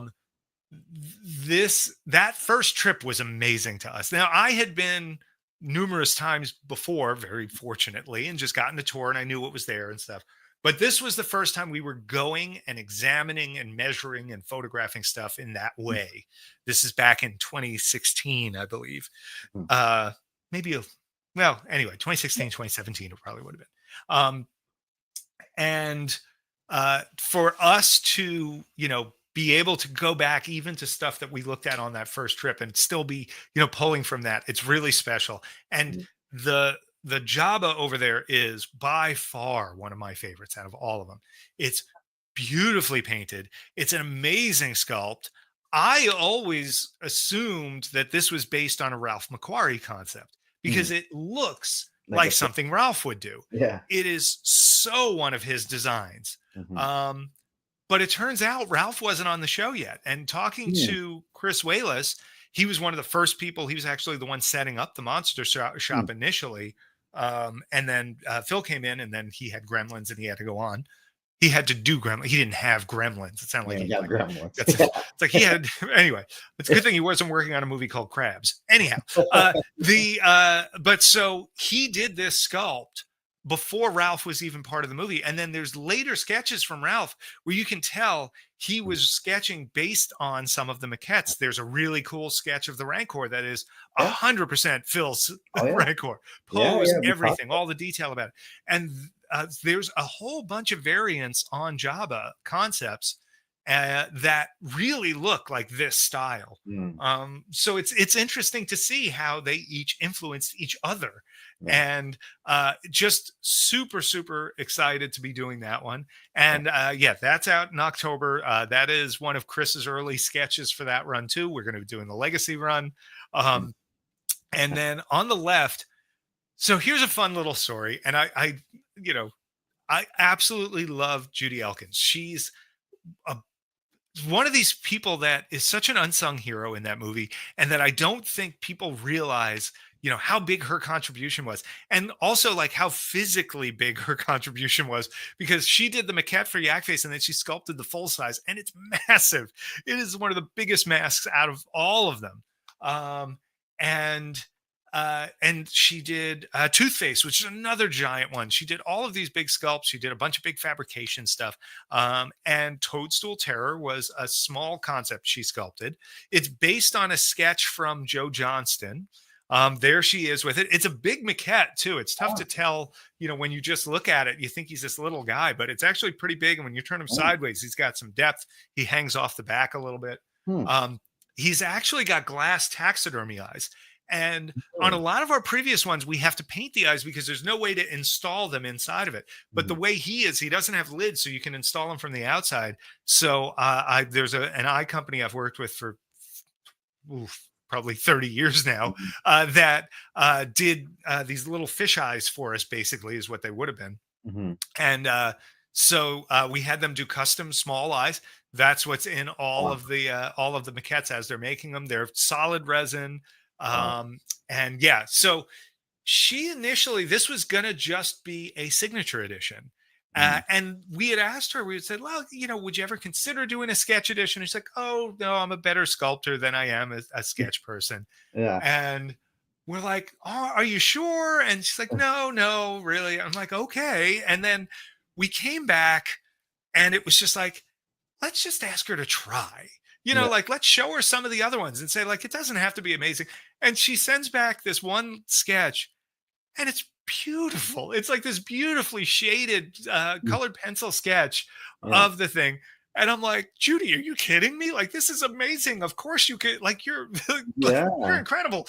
And so she's like, really? Do you think? I was like, yes, let's do this. So she jumped right in. She made us, I think, is it 83 in the sketch edition on him? I think.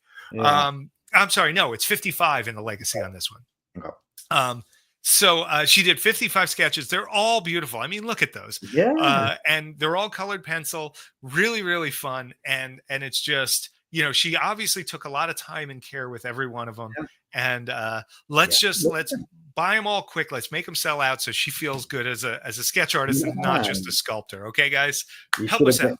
You should have been like, have you seen Phil's like rough sketch? Yeah. But I mean, they look cool, but it's like Phil's sketches, right? Yeah, and well, and comparison are like, it's funny because they each have their own style, you know, and it's like Tom Spina had this real precision and kind of pen and ink look. Phil has this all id crazy kind of, you know, little lower resolution, but high feeling. You know, then Dave Carson with the beautiful watercolors, Ken Ralston, the funny, cartoony, but very polished. Chris Wallace, a lot of character, a lot of color, not as polished. You know, they all have their own styles, and it's so cool to now be able to pick them out, and now to see Judy's style in the mix too. It's been really really cool. Wow, that's awesome. So yeah, I'm thrilled. It's just so great. And the picture of her sketching, I don't know if you saw, but like Toadstool is there, like kind of staring at her, like while he's like off on the side, like, "Hey, are you done yet? Come on." Well, this these sketches ain't gonna do themselves. This also shows kind of what you're talking about, that it hangs a little bit off. Yeah, you can see he's definitely it's a cool one, man. And I think it's coming soon. Yeah, he's here in a week and a half. And next week, obviously on Tuesday, is the Rees sketch edition, right? Yeah. Is that? Yes. So that'll be on, that's actually on the news page of our site as well. If people want to see. Yes, standalone Rees legacy sketches. We have so much launching that it gets tough for me to keep track of. In there. I'll pull it up towards the end. Yeah, if people go to the news page on the Regal Robot website. Oh, let's just do it right now because it's just news on the right there, and it'll be the second one down. The super colorful this time too. If you scroll down, I think the top picture. Oh, look at that! Yeah, there you go. Like, they're so fun. Lots of character, lots of color. Yeah, just like all of these people, they're not just monster makers, like they're real artists. You know, it's like people sometimes pigeonhole, like, oh, you're the Gremlins guy, or oh, you're this, or you know, that, or you do stop motion. It's like, no, art is art. You're creating is creating, whether it's 2-dimensional, 3-dimensional, on paper, in digital, whatever, you know. And when you have that, that's it. Collectors are loving them too. So everyone who's watching, just keep in mind, like every time I post, I'm like, set your alarms. Like, I don't say that just to say it. The Java sketches sold really fast. And as an answer to that, so like we had actually had Chris do the Rees sketches before we did those Java ones. Like we had those in the bank for a while. So we came back to Chris after Java sold. We said, hey, you know, all the plaques already said 50 pieces, right? Or edition of 50 or something. We said, let's do, and we'll tell people up front, so there's no, you know, we're not pulling anything shady here. Let's do another 15.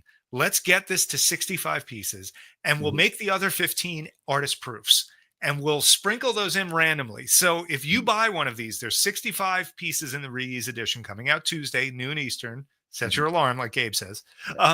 And if you order one of them, you have like a, you know, what is that? About a 1 in 3 chance or whatever of getting an AP, which is, you know, just even cooler than getting a numbered edition piece.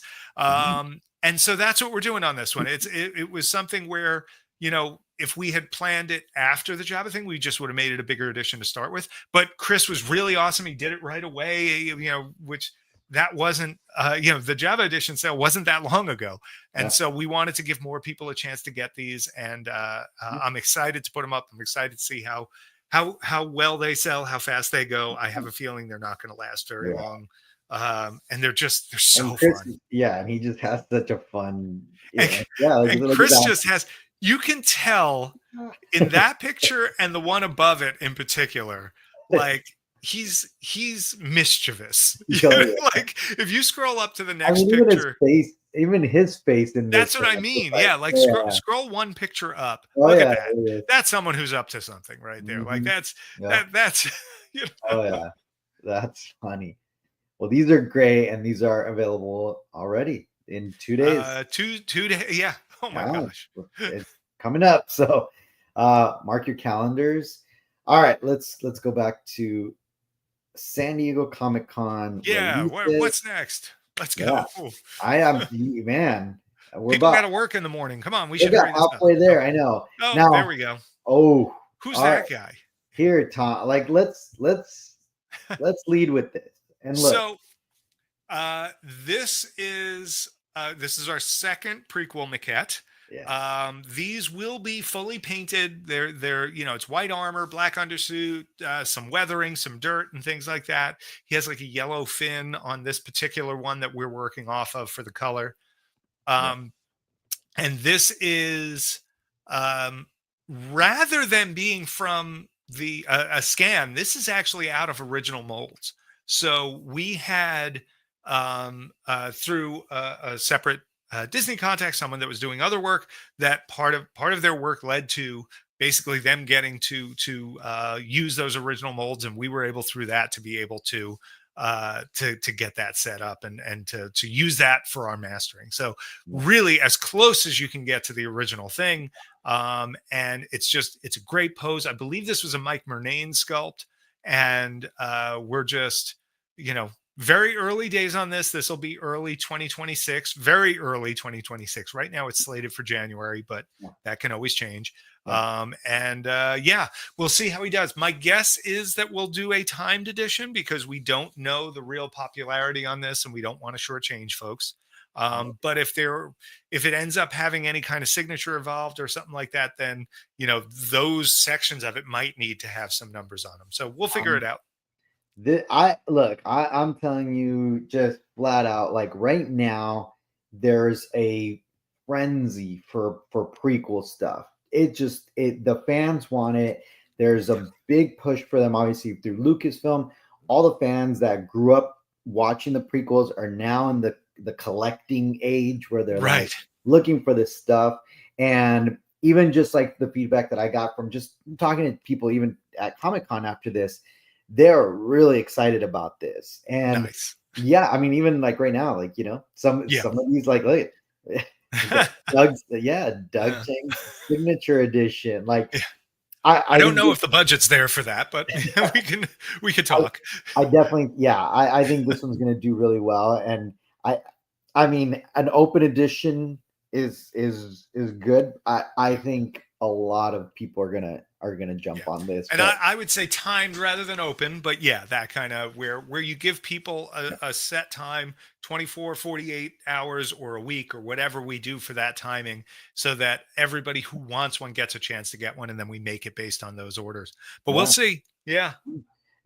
And this is one of those pieces too that could be standalone for a lot of fans, right? That weren't collecting like the Return of the Jedi creatures, that were just kind of collecting. And because again, look, the clone trooper is similar to the stormtrooper. It's one of these classic characters that is loved by everyone, right? It's not necessarily just like, maybe there's like a creature here and there that's like, oh, like I really love that creature. No, like the clone troopers, if you like the prequels, I mean, who doesn't like this clone trooper? So I'm excited about this one. I know a lot of people are, so I can't wait for that one. I'm sure we're gonna get some comments on it that they want more. All right, let's get into the indie stuff. Yeah, a lot of indie stuff. Yes, and this is all of this is sort of tip of the iceberg. There is for every one piece that we show, there are numerous others that are in the works. So yeah, this is a piece that we've wanted to do for a long time, and we had to work out some of the printing techniques and like how do you get the art transferred onto this because it's a 3D piece underneath there. And with that worked out, we actually so the bulk of this, the physical nature of it, is made from a 3D scan of the real prop. The painting was derived from numerous high-resolution shots of the original art that Chris Trevis pulled together for us and did a multi-layer thing with all of the distressing and the cracking and some of the wood grain and stuff like that built into the art, and recreated basically, brushstroke for brushstroke. It's it's this mix of recreation and cleaned up Mhm. photography, and it's beautiful. It just looks just like the real painting when you see it in front of you. Yeah. And And I it love, gives you that hand painted feel and that dirty aged look. well, not only that, like it would look beautiful even just by itself, but I love how you put it on that wooden, like Yeah, cracking, that distressed, cracked, like Yeah, that piece has a really cool look to it. It's bigger than people think too. Like, I mean, if yeah. you look at that in that person's hands, like, this thing is not tiny. It's probably 24 or a little bigger wide. Oh, It's like 24 by 20 or so. mhm. It's pretty big. I do know that the measurements that are in the old book for this are wrong. Mm, The Star Wars to Indiana Jones, the Best of the Lucasfilm Archives book, mhm. they have the measurement of the painting listed as the measurement of the frame, basically, Oh, and now that was a book that was made as a companion to an exhibit years mm, ago in Japan. It was then translated to English and all this other stuff. So, I'm sure there wasn't people were measuring for that thing. We're not sitting there going, okay, someone at home is going to want to replicate this, so we better get it right. yeah, They were just like, yeah, it's about this big. Um, but yeah, it's a bigger piece than people think, and it's yeah, really cool, and it's another piece. Yeah, true, yeah, absolutely, and I love stuff like that. Stealth geek, you yeah, know. yep, But yep, this yep, to me is like just a perfect companion for the Grail tablet. yep, You put these two side by side on a wall, and it's just amazing. yeah, So this will be out, I believe, in October. So yeah. we're working on our samples right now, and we're That's well on coming up our way, soon. and yeah, Almost in October August. should be good. Yeah. So 2 Um, months. yeah, and I don't Yeah. I don't have a price on it, but it will definitely be less than the Grail tablet by a fair amount. Okay. So So we yeah, already we saw the bronze yeah, bust. we talked about that.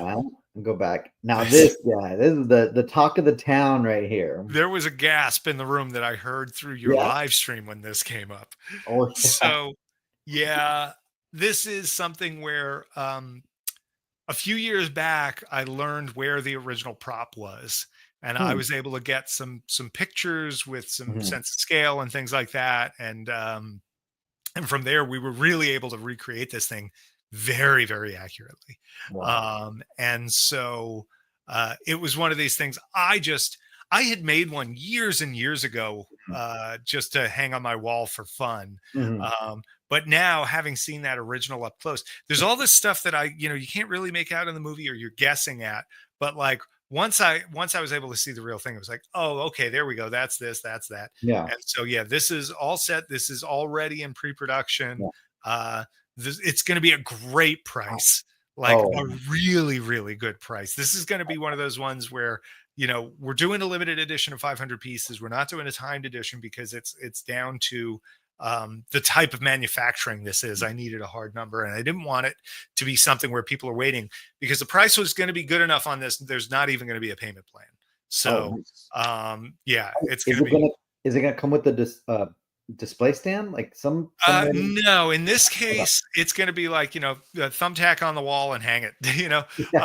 It's Yeah, going to no come in problem. like maybe like an 18 or 20-inch long, almost like you'd get a necklace box, like a Yeah.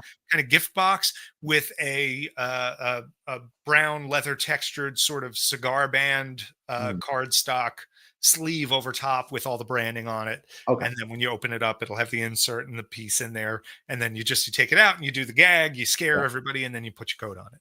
Yeah. No, this is such a cool piece. Like I'm It's telling such you, a like fun at moment Comic in the Con, movie there's too. everyone was talking about it. Like, And I'm so- do you know the history behind this before Indiana Jones? no, So I believe it's Christopher Lee in the movie 1941. Apparently, they used the same exact gag and prop, and then it got cut from the film. And Spielberg loved the idea, so he put it into Raiders and had Tote do it. oh, so there's a little bit of a connection to maybe even Star Wars because you got Count Dooku, Christopher There Lee, you and I go. don't Yeah, know, yeah. Why but not? He did so much with Peter Cushing. I mean, it's like yeah, the 5 degree, the three oh, degrees of Star Wars. Not yeah, even. oh, for sure, Yeah. man. Yeah, this is gonna be a fun piece, and in November, so it's this Yeah. year. Right It's gonna around the be corner. And these should be I think the goal is for these to be like basically ready to ship okay. when they go up for order too. We're getting our order in early on this, so should be Yeah, fun. cool. The one thing I'd tell you is my wife's face was just like priceless when, like I was telling her Yeah. about all like this stuff. I'm like, oh yeah, Uh-huh. they're coming out with this and that. And I was showing her some of the pictures, and like she's like, a hanger? Like her face of Right. confused. She was so confused because she just like she didn't like what do you mean a hanger? Is Tom now working for QVC? Like, what's going on here? You know? What's going on? What are you crazy collectors buying? Right. Some Indiana Oh, Jones, God. like very unique, and like trying to sell it to her, and she's like, I don't know, you guys. Yeah. Only the geeks. But this one, she knew. This she knew. Everybody knew. There was an audible gasp in We the just room. knocked you out of you're like away from your computer. Like Gabe just went flying. That's how everyone was in that panel when this Yeah. picture came up. And I mean, everybody was just like, oh, the heck? It's one of these things that there have been a few things that we've made over the years. I like to do things people haven't done before, usually, right? Like we push in different directions. We do things that are really unique. We pick the deep cuts. I try to find things that no one's ever done before whenever we can. No. But if we're ever going to do something someone's done before, let's say the Gaffy, let's say the Sankara stones, let's say the Grail Cup, stuff like that. I want to do it in a way that no one's been able to do. I want to make sure that ours has a layer of authenticity that is above and beyond. And, there's a lot of idols out there. And the theme parks did one that's really good, and really cheap. Yeah. And there's, lots of other ones that are out there and as well. Yeah. And I've seen people try and do it with the real eyes and things like that. And I've seen people try and, there are two different, there's technically kind of three idols in the movie, right? There's the Belloc idol, which is also the idol that is used in some of the scenes on the pedestal where he doesn't have the real eyes. That's gold eyes with a hollowed out, it's a gold leaf over the, well, whatever. Gold eyes, black pupil, for lack of a better term. Okay. Then you have the real eyes idol, which is the hero. Okay. And that's the same sculpt as the Belloc idol. And then you have the stunt idol, which is only used in the scene where Indy's kind of throwing it, really. There's a couple of behind the scenes photos.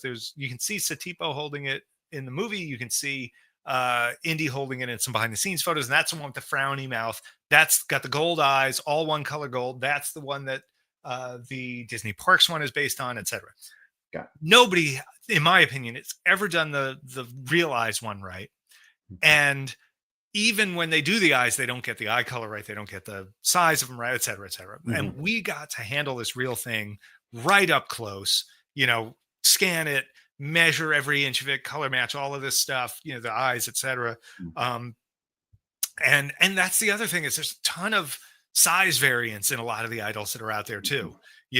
This is, I think people will, anybody who's ever had a fan made idol, you're going to put this next to it and you're going to be like, who shrunk the idol? Like to the one next to it, because it is substantially bigger than most of the fan ones I've ever seen. And I've been around this stuff for decades, right? Like in the early days of the AOL message boards with the props, people were trading castings of idols.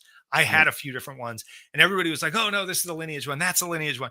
And usually they related to the stunt idol. And usually even then they were recast so many times that they were tiny. Even if they were cleaned up and sharp and good, they were still small. So this is going to blow people away for size. It's going to blow people away for detail in those eyes. And it's tough to see. We didn't really include a picture that shows it, but the shot on the left, you can see that we kept the seam of where the headpiece comes off. So on the real one, the back of the head is a separate piece. You can see it, over the ear and going up and over the head. And then that comes down either side along the edge and across the back. That seam is going to be on this piece because that's how the real one looks in the movie. And in fact, the seam on ours is actually a little nicer. That was the one little liberty we took was we cleaned that up because the real one is pretty wavy gravy. But this is going to be great. And we did the weathering pass. That's what I was going to say. The distress kind of weathering. I've never seen that. Spotty, matted down look. And look, that's the sort of thing they do in movies all the times. Once, for one, just so that it doesn't reflect at the camera and show the camera guy in it. Yeah. but two, to give it some age and to show the details of it. Yeah. And it really, you can see the way it photographs that shot on the far right, the close up. You can really see what's going on with that. Yeah. It's, you're letting some of the gold show through underneath, and it just really reads as right in person. It's got a lot of depth to it because the gold is a chrome gold, so Mhm. that reflection comes really deep in the piece, and then the weathering sits on the surface, and you get this kind of multi-layered look. And it's just, yeah, it's a really cool one, man. Yeah. Thanks, guys. Exceptional. Yeah. Yeah, no, this is awesome. And to answer Meager Keeg, if I'm reading that correctly, hold on, let me get my glasses out again. And Um, the back of the head does not come off. The eyes are permanently mounted in; they don't move. But but the we seam's did, there. as I said, replicate that seam so it looks just like the real prop. Yeah, very cool. And this one's Uh, Q1 next year schedule. Q1 next year. It Mhm. will definitely be almost definitely a timed edition, Okay. and it'll probably come with the wood base as shown. We're still finalizing exactly, but I can't imagine we wouldn't include it. We've done that with the other pieces. Make it. It'll probably come with a plaque as well. Yeah, nice. Oh, we're excited to see that, and especially to see if there's going to be several editions that you guys do, or I mean, have to wait and see. And this bad boy, this is, I think, the one that everyone wants to kind of hear more about it. Yeah. But I think Rob touched on it a little tiny bit. A little Yeah, yeah. This was one where getting that slide out there was going to be important because there yeah. is a lot of information. So the short version of this is, um, we we've spent a lot of times at the archives. We've gotten to uncover a lot of stuff too in that time there, which is just amazing. Um, but it's a massive collection. It's a massive thing that has grown over the years, and from two people prior uh, had said that they thought there was a Raiders hat there, Hmm. and one of them, and I don't know if I should name, so I won't. But one of them even had an idea of where. It was like there was a box and it had three hats in it, and I think one of them was a Raiders hat. It's like, okay, so we and we went, and they had pulled the Raiders hat for us, and Mhm. unfortunately, the Raiders hat that was in their system was actually a Last Crusade hat. Mm. Um, and over the years, I've been obsessed with these hats for a long time. I, followed every thread on Indie Gear and these forums and things over the decades. I had a Herbert Johnson years ago myself. When they first started doing the poets again. I've seen all the various sort of fan makers that came in, official makers, and the Stetson version from Temple of Doom, and all of this other stuff that's come out. So I didn't go into the hats blank. Like, I went in with a fair amount of knowledge.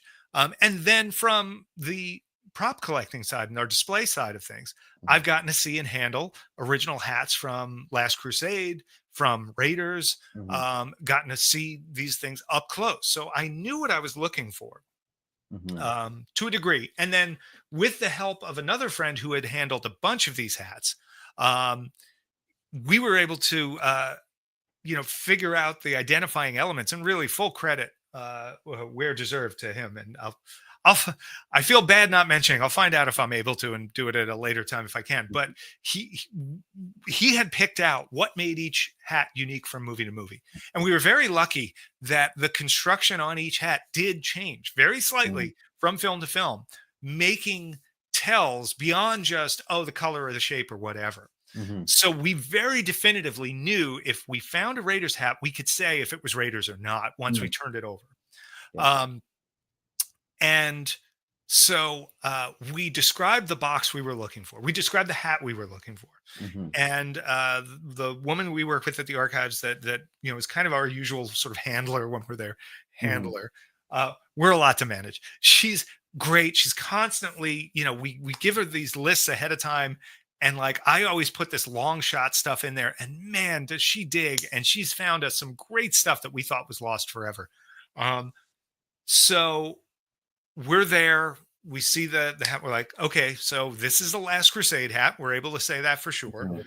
And so, which was good. They love that because then they're like, oh, okay, we'll identify this with that. And we were able to show them, like, here's why. Take a look at this other definitively Last Crusade hat. Do you see the way this is? Do you see the way Mhm. that is? Do you see this color? Oh, okay. So that gets classified great. This is something that we love helping with that kind of stuff. But then, so she goes hunting, and I don't remember if it was that day or the next day, but she goes, oh, I found that box you were looking for. We're like, ooh, okay, go on, So we open up the box, and the first thing that comes out is the bad guy in the beginning of Last Crusade. Fedora is his name. It's a hat with his name inside, and it's got the skinnier ribbon on it, and it's a darker felt, and it's just like, oh, okay, that's Fedora's fedora. Okay. Yeah. Next hat that comes out, Fedora's other fedora. It was a backup for him or a stunt or whatever. It's like, okay. Third hat that comes out, it's not quite shaped right. It's a lighter felt. It's very soft and old, and with a little pop, it just goes into this Raider shape. And it was like the theme went off in my head, and I was like, I like immediately knew. I'm like, Mhm. and having just looked at, we had just looked at all of the Last Crusade hats, and we had just looked at some of the Temple hats as well. Mhm. So like I had in my head how all of those look, and immediately this was different to me. And I turned it over, and sure enough, all the tells were in there that we expected. And it was just very clear to us what we were looking at. And like, I can only imagine what my face looked like, because even talking about it, like I'm getting the goosebumps. Like, Yeah. this was an amazing moment. So I was able to say to them, I'm like, yeah, this is Raiders. I'll give you the reasons why later. And we did, and they classified it that way. It's now in their system correct. And it's just, You it was amazing. you And are a real life Indiana Jones. You I'll give just her the credit for she did the digging. I'm the grave robber. Oh wait, yeah, maybe I am Indiana Jones, but no, I'm more like Belloc. I swipe the credit at the end. swipe, yeah. Yeah. Wow, Um, I mean, that's crazy. And the it fact was that really crazy, it was and hidden in there. Well, not hidden, the but like, oh, go ahead. yeah, that's the crazy part, that like it was labeled the Yeah, fedora. it was in a box that was not yet categorized. And there is, they're still going through stuff from all these, decades and decades of making movies and things like that. They have a small staff, and over the years they've categorized tons and tons, thousands and thousands and thousands of items. Yeah. So, it's amazing that some stuff still hasn't gotten there, but when something comes out like that, and we've gotten to be there for a number of times like this, it's always so exciting. And Yeah. like, they are, I don't know, they're always so appreciative. Like Yeah. you know, they're not sitting there like just watching this stuff and not Yeah. caring about it. It's like Yeah, they're they just have such a excited. passion for it, and they want to make sure that every single piece is identified. And to have Yeah. a long lost kind of like unidentified Mhm. piece that's in there somewhere to be found, it's like, oh man, it just like it feels good. And just for like kind of like prop history kind of Yeah. situation. So are you saying that like Lucasfilm didn't have one at all, like in any like traveling museum or anything like this is No, this is the the Raiders one? hat that they have. Yeah. Yeah. Wow. But It's there's some that are out there done a so the different like, Streets of Cairo hat okay. is in a private collection. Mhm. And that's one I've gotten to see up close and handle Okay. years ago as well, Mhm. through a friend of mine who owned it for a while. Um, and the interesting story there is he picked that up as a stunt hat that Mm. he thought was a good source, and Mhm. he kind of like gave a shot. Mhm. And he's like, well, let me take a shot. It's not, and then when he got it, he started to screen match it to the movie, and he was able to match it up to Wow. a ton of scenes in the movie. And in Wow. particular, Streets of Cairo is what they call it because it's where it's seen the most. Okay. But it's just there's so much so many unique things about that particular hat that made it very easy to identify. Yeah. The cool thing about this hat is it seems to match some of the scenes in the opening scene in the temple. The way the bow is and some other stuff is unique to that hat. There's some other construction about it that is unique. The way the ribbon goes on, some of the Yeah. placement and things like that. It is the brim cut was clearly cut by hand. It's Mhm. completely asymmetrical and Mhm. very rough and random. And Yeah. that's something that we put the hat down and did a perfect tracing of so that we can recreate Mhm. that cut. Um, Yeah. we measured every part of the hat. We color matched it. The felt is different than people think. The ribbon is different than people think. The colors are different. The down to things like the Yeah. thickness, the interior, all of this stuff. There's so much that I've always wanted to feel in a Raiders hat, for lack of a better word. It's not Yeah. even see it; it's like feel it. Um, that I've never gotten to see in a fan hat or Wow. in even some of the other maker hats. And like to see this one in person and Yeah. immediately just get that feeling. I'm like, oh, okay. You start Mm. to figure out why, and you Yeah. start to see all these different things. And Mhm.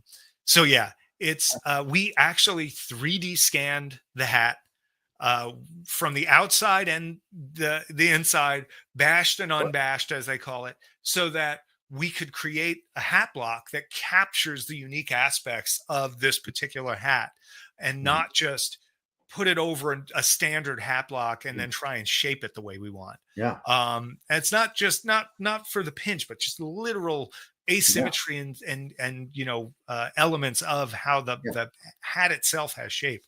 That's Um, and then we're using the exterior 3D scan to do things like, oh, this is how we're going to make sure the ribbon is perfect every time, because this is it right here, a one-to-one thing to match, so that wow. when they're putting the ribbon on, they're getting the wrinkles the same every time and matching up that stuff that we can then see on screen. So Like, yeah, like it's wild.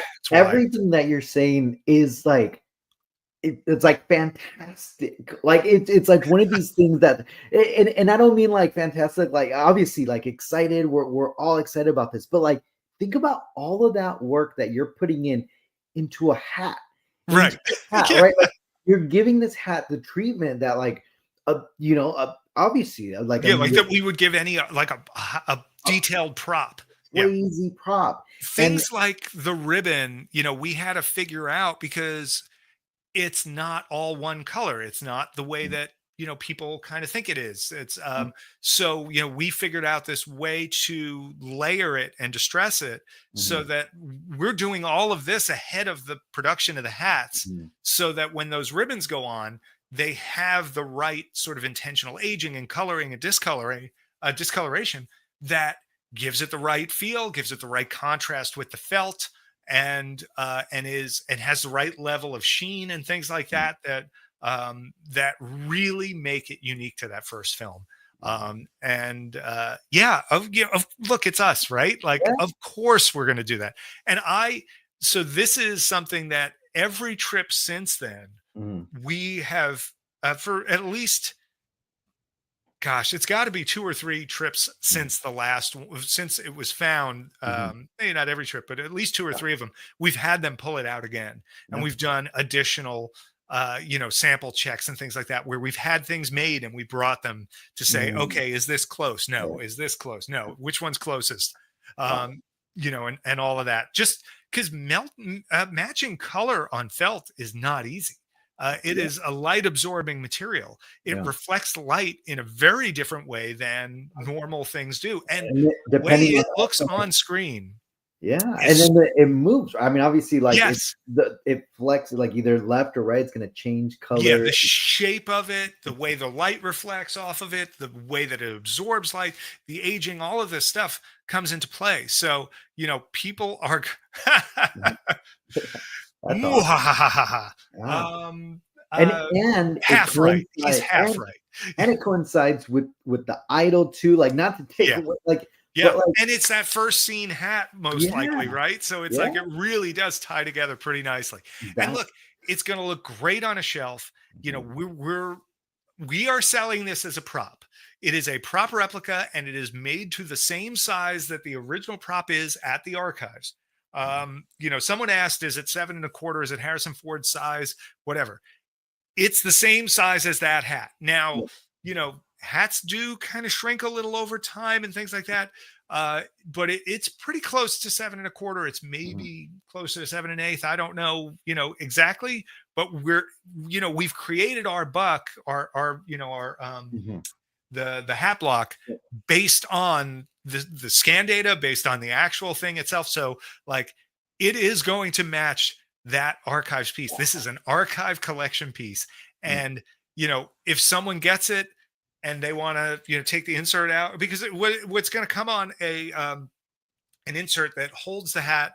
And there's a thing that happens with the Raiders hat, that Harrison has a long oval head this way, that there's a little pressure on the hat from Mm. front to back. Okay. Our stand is going to have that, because that makes the brim do something a little different, and it Yeah. makes the sides of the hat change a little bit on the upper part of the hat as well. So when this is on the stand, it's going to look and feel just like that Raiders hat. It's going to Yeah. really have the right vibe. And there'll probably be a plastic shell inside so that the shape stays nicely during shipping, and people can keep that in when it's on the stand. If Yeah. someone wanted to pull all of that out, there's a sweatband inside. It's manufactured just like a regular hat would be. Where- If you happen to Oof. be Harrison Ford, or similarly sized, I can't stop you from doing that, but it is made to be displayed. Museum. And I am not going to say that it's a wearable hat. I'm not going to sell it as a wearable hat. No. But it's a hat. Sure. Yeah. But again, and most collectors are probably not going to spend, spend that money to But go put some sweat on. And it. our hope is price-wise actually to come in better than a lot of the hat options that are out there. So, our goal on this is, is to make something that is, number one, as close as possible to the way this hat would have looked around the time of filming. Yeah. And also to be as cost effective as possible, so that we give somebody a chance to get this thing that maybe never would have had that chance before, with as much as bespoke hat costs are these days. So, hopefully we get a lot of people that want to bring these home. Definitely going to be a timed edition on this one, because we have no idea what this is going to sell like. So we'll see. No, I mean, I have a feeling this one's another one of those ones that's just gonna. This might be the thing I'm most excited about out of all of the stuff that we have in the works right now, and it's kind of funny because it's a hat. Like you just sit here and you go like, 1930s fedora. Yeah, sure. That's my favorite thing. Yeah, there you go. That's the good with Pups and Effects. So do I have to go door to door like the Susquehanna Hat Company or something? I never wanted a hat so bad in my life. Yeah, nice. I mean, God, this thing is it's like you said, it's the hat. From one picture. Like, one picture. Here's the funny thing. We got our first prototype was only finished about a week or so before Comic-Con. And we had worked for so long on swatches. It was a swatch of ribbon, a swatch of felt, swatch of ribbon, swatch of felt, bunch of basic hat sizes and wrong colors, and breaking out shapes and things like that. And when we did our version 1 of the block, and we had a good friend of mine who does custom hats put together the first couple of samples. He was able to source the right felt. He was able to get it down to the right thickness. He was able to get a pretty good ribbon to start with. And then we brought that in. We did our distressing and things like that on the ribbon. We sent that to him. We sent back the felt swatch. We said, yeah, use this one. And then we waited a couple of weeks. And then when that sample came through with our pre-distressed ribbon on it, in the right stitching, in the right place, with the right spacing and the right height and the right shape and the right color, which is I'm such a stickler for paint and color, right? When I opened the box, it felt like I was opening that box at the archives again. Like, it was just like, that's the color. Like, so many times I see great indie hats and I just go, man, that'd be a great hat if the color was right. Or I see it's like, oh, that'd be a great hat if the height was right. Or if you didn't, or if this wasn't overdone or that wasn't overdone. But look, Everybody has their own thing. If they love it, great. I saw one guy at a comic convention in March, actually, who had a hat that was one of the closest I had ever seen. And if I see people with a great costume at Comic Cons, I'll pull them aside. And he had no idea who I was or whatever. And I just said, "Hey, that's a really great hat. Where'd you get it from?" And he had gotten it from a company years and years ago who, used to make a bunch of similar type hats, and who everybody kind of frowns upon and says, "Oh yeah, they make a cheap hat. It's not so great." Like, let me tell you, this was as close as I had ever seen out in the wild. And I was like, it cracked me up. But it wasn't 100% there, but it was close. And but this was when I opened that box, and then when I did that little push, when I gave it that front to back, it's like everything squeezed up just right. I put it on the stand, and we took these pictures, and just from that one shot, like, it just feels Raiders. It just jumps out at me, and I'm excited. I love it. Man, I think if you weren't excited about this hat, everyone now is excited. I mean, everyone. And somebody just said, like, put that on a mantle next to the idol. Like, how great would that? Or like this in between the idol and the Grail or something like that. Maybe we need to do a Last Crusade hat someday. We'll see how this does. Yeah. I mean, we may or may not have done all the color matching on the Temple and Last Crusade hats too. So you never know. There you go, man. Imagine that, having the 3 hats just by themselves, like on a. So I'll do you one better. On one of the hey monkey, come over here. Sorry, someone's trying to unplug me again. Aren't you the poster? Yeah. Okay. Oh man, yeah, kind of.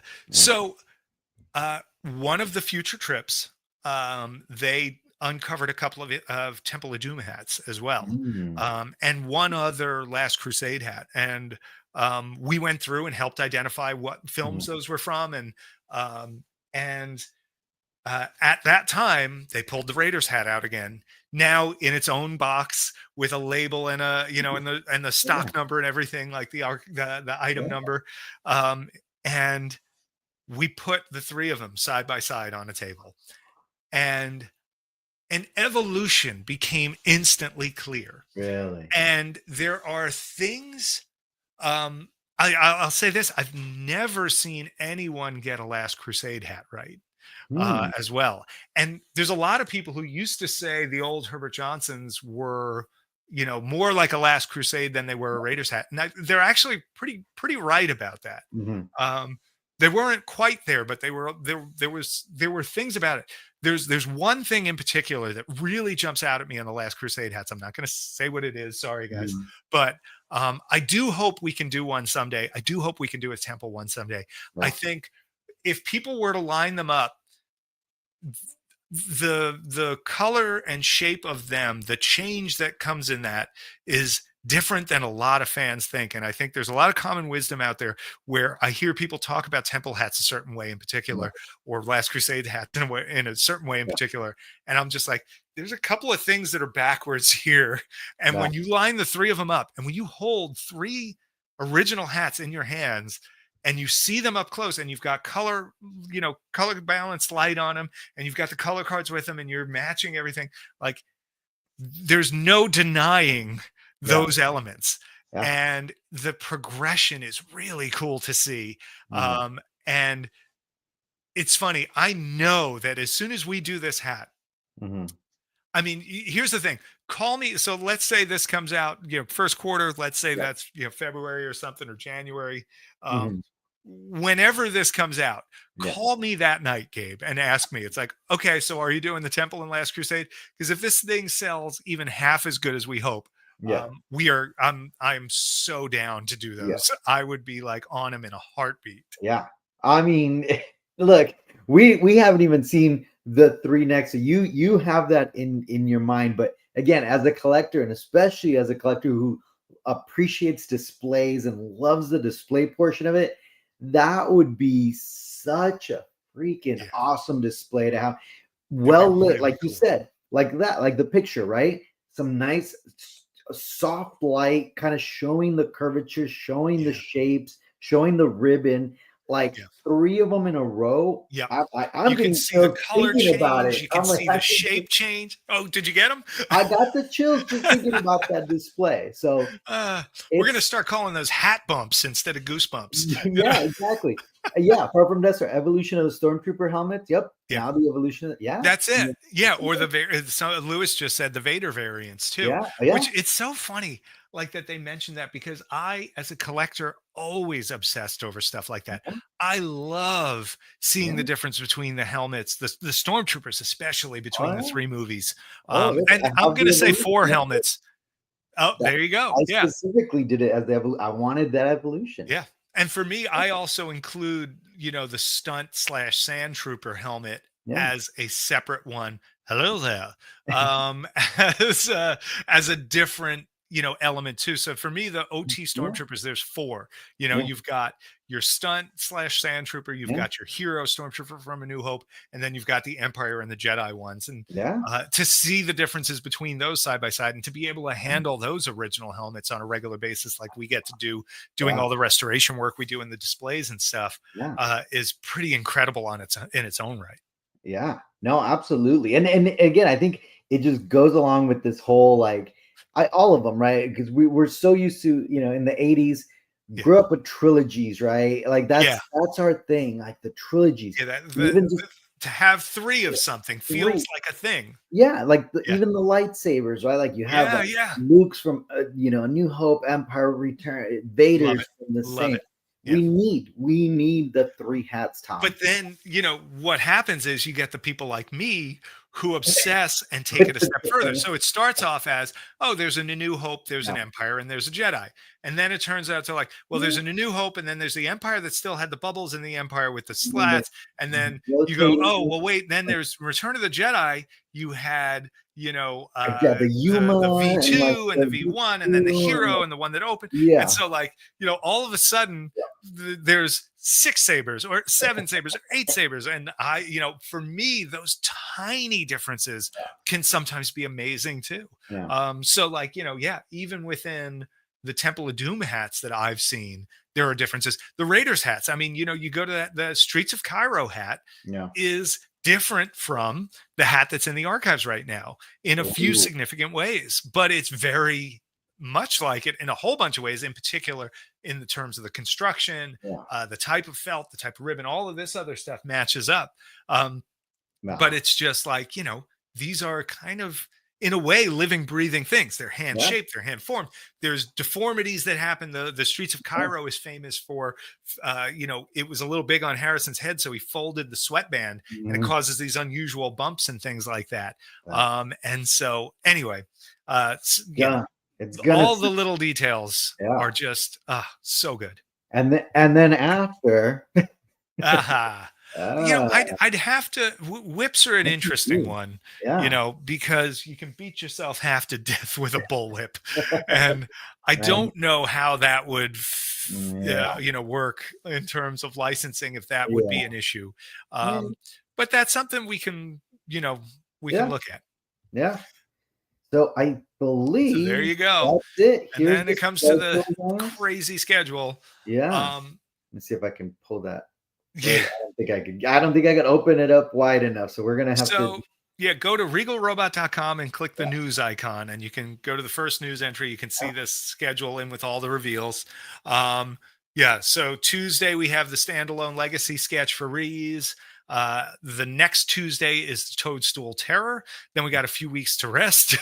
And then Klaatu Barada Nikto, the first of those scaled prop replica masks are coming out. Then another few weeks, and we go into the decor stuff, the Regal icons, the first 2 of those. Nice, easy on your wallet, Then finally the space slugs. So excited to put those out.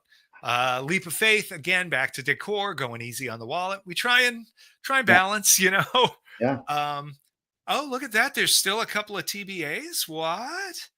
So yeah, there's another Regal Icons bust in the works that will be out in October.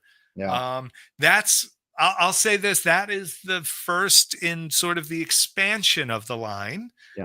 Very excited about it. I think people are going to love it. I think all of our customers in particular will be very keen to bring that one home. So there we go.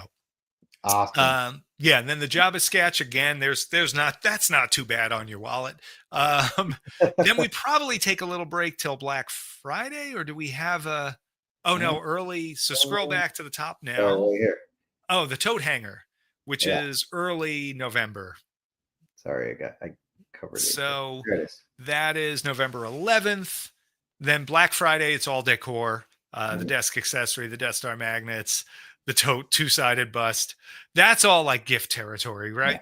Yeah. We do have another standalone legacy sketch. We actually have 2 more that have been finished already. So I mean, we're almost pretty caught up. We're right? getting close. Right? Yeah, we're getting close. People will probably be able to narrow that down to like 4 or 5 items, I think. Yeah. And then, quarter one, there's a bunch of stuff there. Some of it is decor, but a lot of that is prop replica stuff. But the clone trooper, he's going to be a great price. Especially considering the size, he's like 10, 12 inches tall, 10 and change with probably before the base. The fedora, we're working to get a really good price on. Walrus Man, we're going to have to see where he comes in. But I think for what he is, he'll be pretty good. And that'll definitely be a 12-month payment plan. Okay. The towel ring, that's easy peasy. That's a little decor piece. And then the idol, the way the pricing looks on that right now is actually kind of mind-blowing for me. We have the same people looking at that currently as are doing the cherubim, the arc cherubs, which makes sense, obviously. And those were a pretty amazing price, I think, considering they were much cheaper than we thought they were going to be. So so there you go. That's the schedule. A lot of people ended up getting 2 of those. Exactly. Yeah. And that's what we were really pushing on the price because we knew a lot of people would want to. Oh, 100%. Yeah, that was the first thing. Yeah. I was like, anybody that would talk to is like, yeah, you're going to get 1 or 2. Oh, of course you're going to get 2. Yeah, you got to get 2. I don't know the percentage, but it was a lot of people bought 2. Like probably more. Trying to think if it was more than half or not, but it was a much higher percentage than I thought it would be. Yeah. And I just remember Tracy, who's our bookkeeper, as she was, the orders come in fast when these things first go up, and she's putting in the orders, and she's just like from the other room going, a lot of people getting 2 of them. Like, all right. She was surprised. I'm like, this is what we were hoping for. Yeah. Lewis, yes. Walrus Man will be limited, probably similar to the Tusken Raider kind of limit. I don't remember it offhand, but it's probably similar to how that limit was. Okay. Tried to make that a good number. We feel like we've sold through almost the entire Tusken Raider run, and this to me, it's such a good signature with it. It's such an iconic character, such a and it's another one of these things that's never been done right. And I include myself in that. So we've recreated Walrus Man for numerous commercials and things like that over the years. I sculpted one, a long time ago. I got very, very close on the size and some of the construction stuff, but I now look at mine versus the new one we did, and I'm just like, oh God, what was I thinking? It's terrible. Everybody's like, that's the same picture. What are you talking about? I'm like, nope, mine sucks. New one's much better. So, So guys, because we're wrapping up here, we'll probably 1 more minute. Yeah, 1 more minute. Final questions. Yep. I do want, because for anyone, obviously it's Sunday. You got work tomorrow. I get it, and you stuck around. I want to make a quick announcement, just really quick. We're going to be giving away, speaking of Indiana Jones, we're going to be giving away something really cool. We're going to be giving away a grail. Literally, one of the Indiana Jones. A literal grail. Regal Robot. I'm going to be giving it away through my channels. I almost want to make it like you need to like comment like fedora or some like for those that made it all the way Hashtag through. Regal Fedora or something. Yeah, the ones that made it through right now, because And they make sure they all follow both you and us, you know. 100%. No, 100%. Yeah, so we're Yeah, gonna Regal. I like that. there'll, Nice. there'll be more details, coming up in the next couple days on how we're gonna handle that giveaway. But yeah, it's gonna be a let me the box is in the front, but I will show you my personal one. So it is actually the Regal Robot Grail. So we're going to be giving this away. So keep, obviously subscribe. I already go join the Regal Robot group, because that's the first place where I'm going to put kind of the rules and all that stuff. And then we'll go through that. But just for you guys right now, I think I think I'm going to put a little hidden thing. You're gonna make anybody who's stuck around for this discussion knows this is theirs. Yeah, no, because every single indie fan that's collecting these needs to hear that fedora story by Tom, because it brought chills. I'm sure not to just myself, but to a lot of people. And I guarantee you, look, I came into this chat kind of like, well, do I want to collect a hat, right? Like, because I have like one of the Disney ones, but I hang it, right? Yeah. And in my mind, I was just like, well, display purposes, blah, blah, blah. This conversation with Tom 100% solidified. And I think there's several comments that you are going to get this fedora. So everyone needs to hear this conversation. So I think I'm going to make that one of the requirements. Make a little breakout video of just the hat talk with Tom and Gabe. I think we're going to have to. Yeah. It's like coffee talk on Saturday Night Live. Saturday Night Live, yeah. Thanks for joining us for Hat Talk with Tom and Gabe. Yeah. No, absolutely. Yeah. I know a lot of you guys already follow both, but we'll figure out a way. That way you guys, because you already follow both, you'll have that in with the with the fedora thing, and we'll figure out a good way to pick a winner. But that's awesome. Keep an eye out for that, and I'm really excited to be able to give it away to a lucky fan. So excellent. Thank you for doing that. That's outstanding. Yeah. No, thanks to everybody who stuck around all night and listened to me yammer on about all this stuff. I'm just so excited to finally be able to share. We have been sitting on this. Some of this stuff has been in the works so long. It's just like, people come in, some like people talk to us, people emailing, want to know. And I'm like, I can't yet. I can. I'm so glad we did this. And I'm so glad that you agreed to do this, because like I said, I think 8 minutes is not enough for all of this stuff.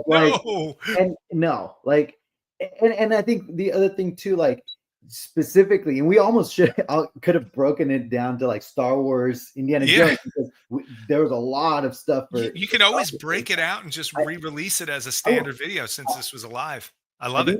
I think I am going to do that. I'm going to separate it's a good idea. The indie stuff on the separate. Yeah, stagger it. We'll send you people. Look at us, guys. We're marketing here. This is the true marketing genius happening now.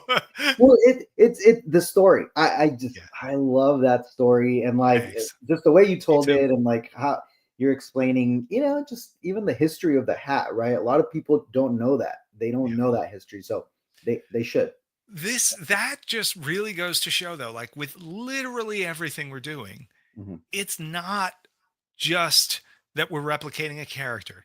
It's not even just that we're replicating a prop. It's about that story. It's about how we got there. There are so many things that we have made so far, and things that we're planning to make that were not even on our radar to make, that no company would ever make. Who's making the Toadstool Terror maquette? Who's going to take the time to find out that Judy Elkins does beautiful sketches? Like, this is the sort of stuff that is uniquely us. This is the sort of stuff that makes something a Regal Robot thing. And we know the value of that story behind it. We know the importance of the story behind this stuff, because it's what moves us. It's what makes us want to do this. So, sorry, I'm loving the comments. But it's just, the future is bright. Thank you. There's There What is is a lot of Fedora? there's so much in the works that Yeah. we haven't even touched on, that we have our schedule from now till the beginning of next year is pretty fixed. There are hard dates in there for us of things, so you can count on that for the most part. There's always a chance that Yeah. something shifts, but um going into next year, uh not everything that's coming out. So between now and next Comic-Con, Mhm. there are still plenty of surprises to come that we are going to release before even the next Comic-Con comes. And then by the time that next Comic-Con comes, or celebration, or whenever the next of these panels is, uh, be prepared for another really Yeah. crazy 8 minutes of surprises. Jeez. Oh, I can't wait. Yeah. Well, Tom, again, I mean, thank you so much for jumping Thank you, on.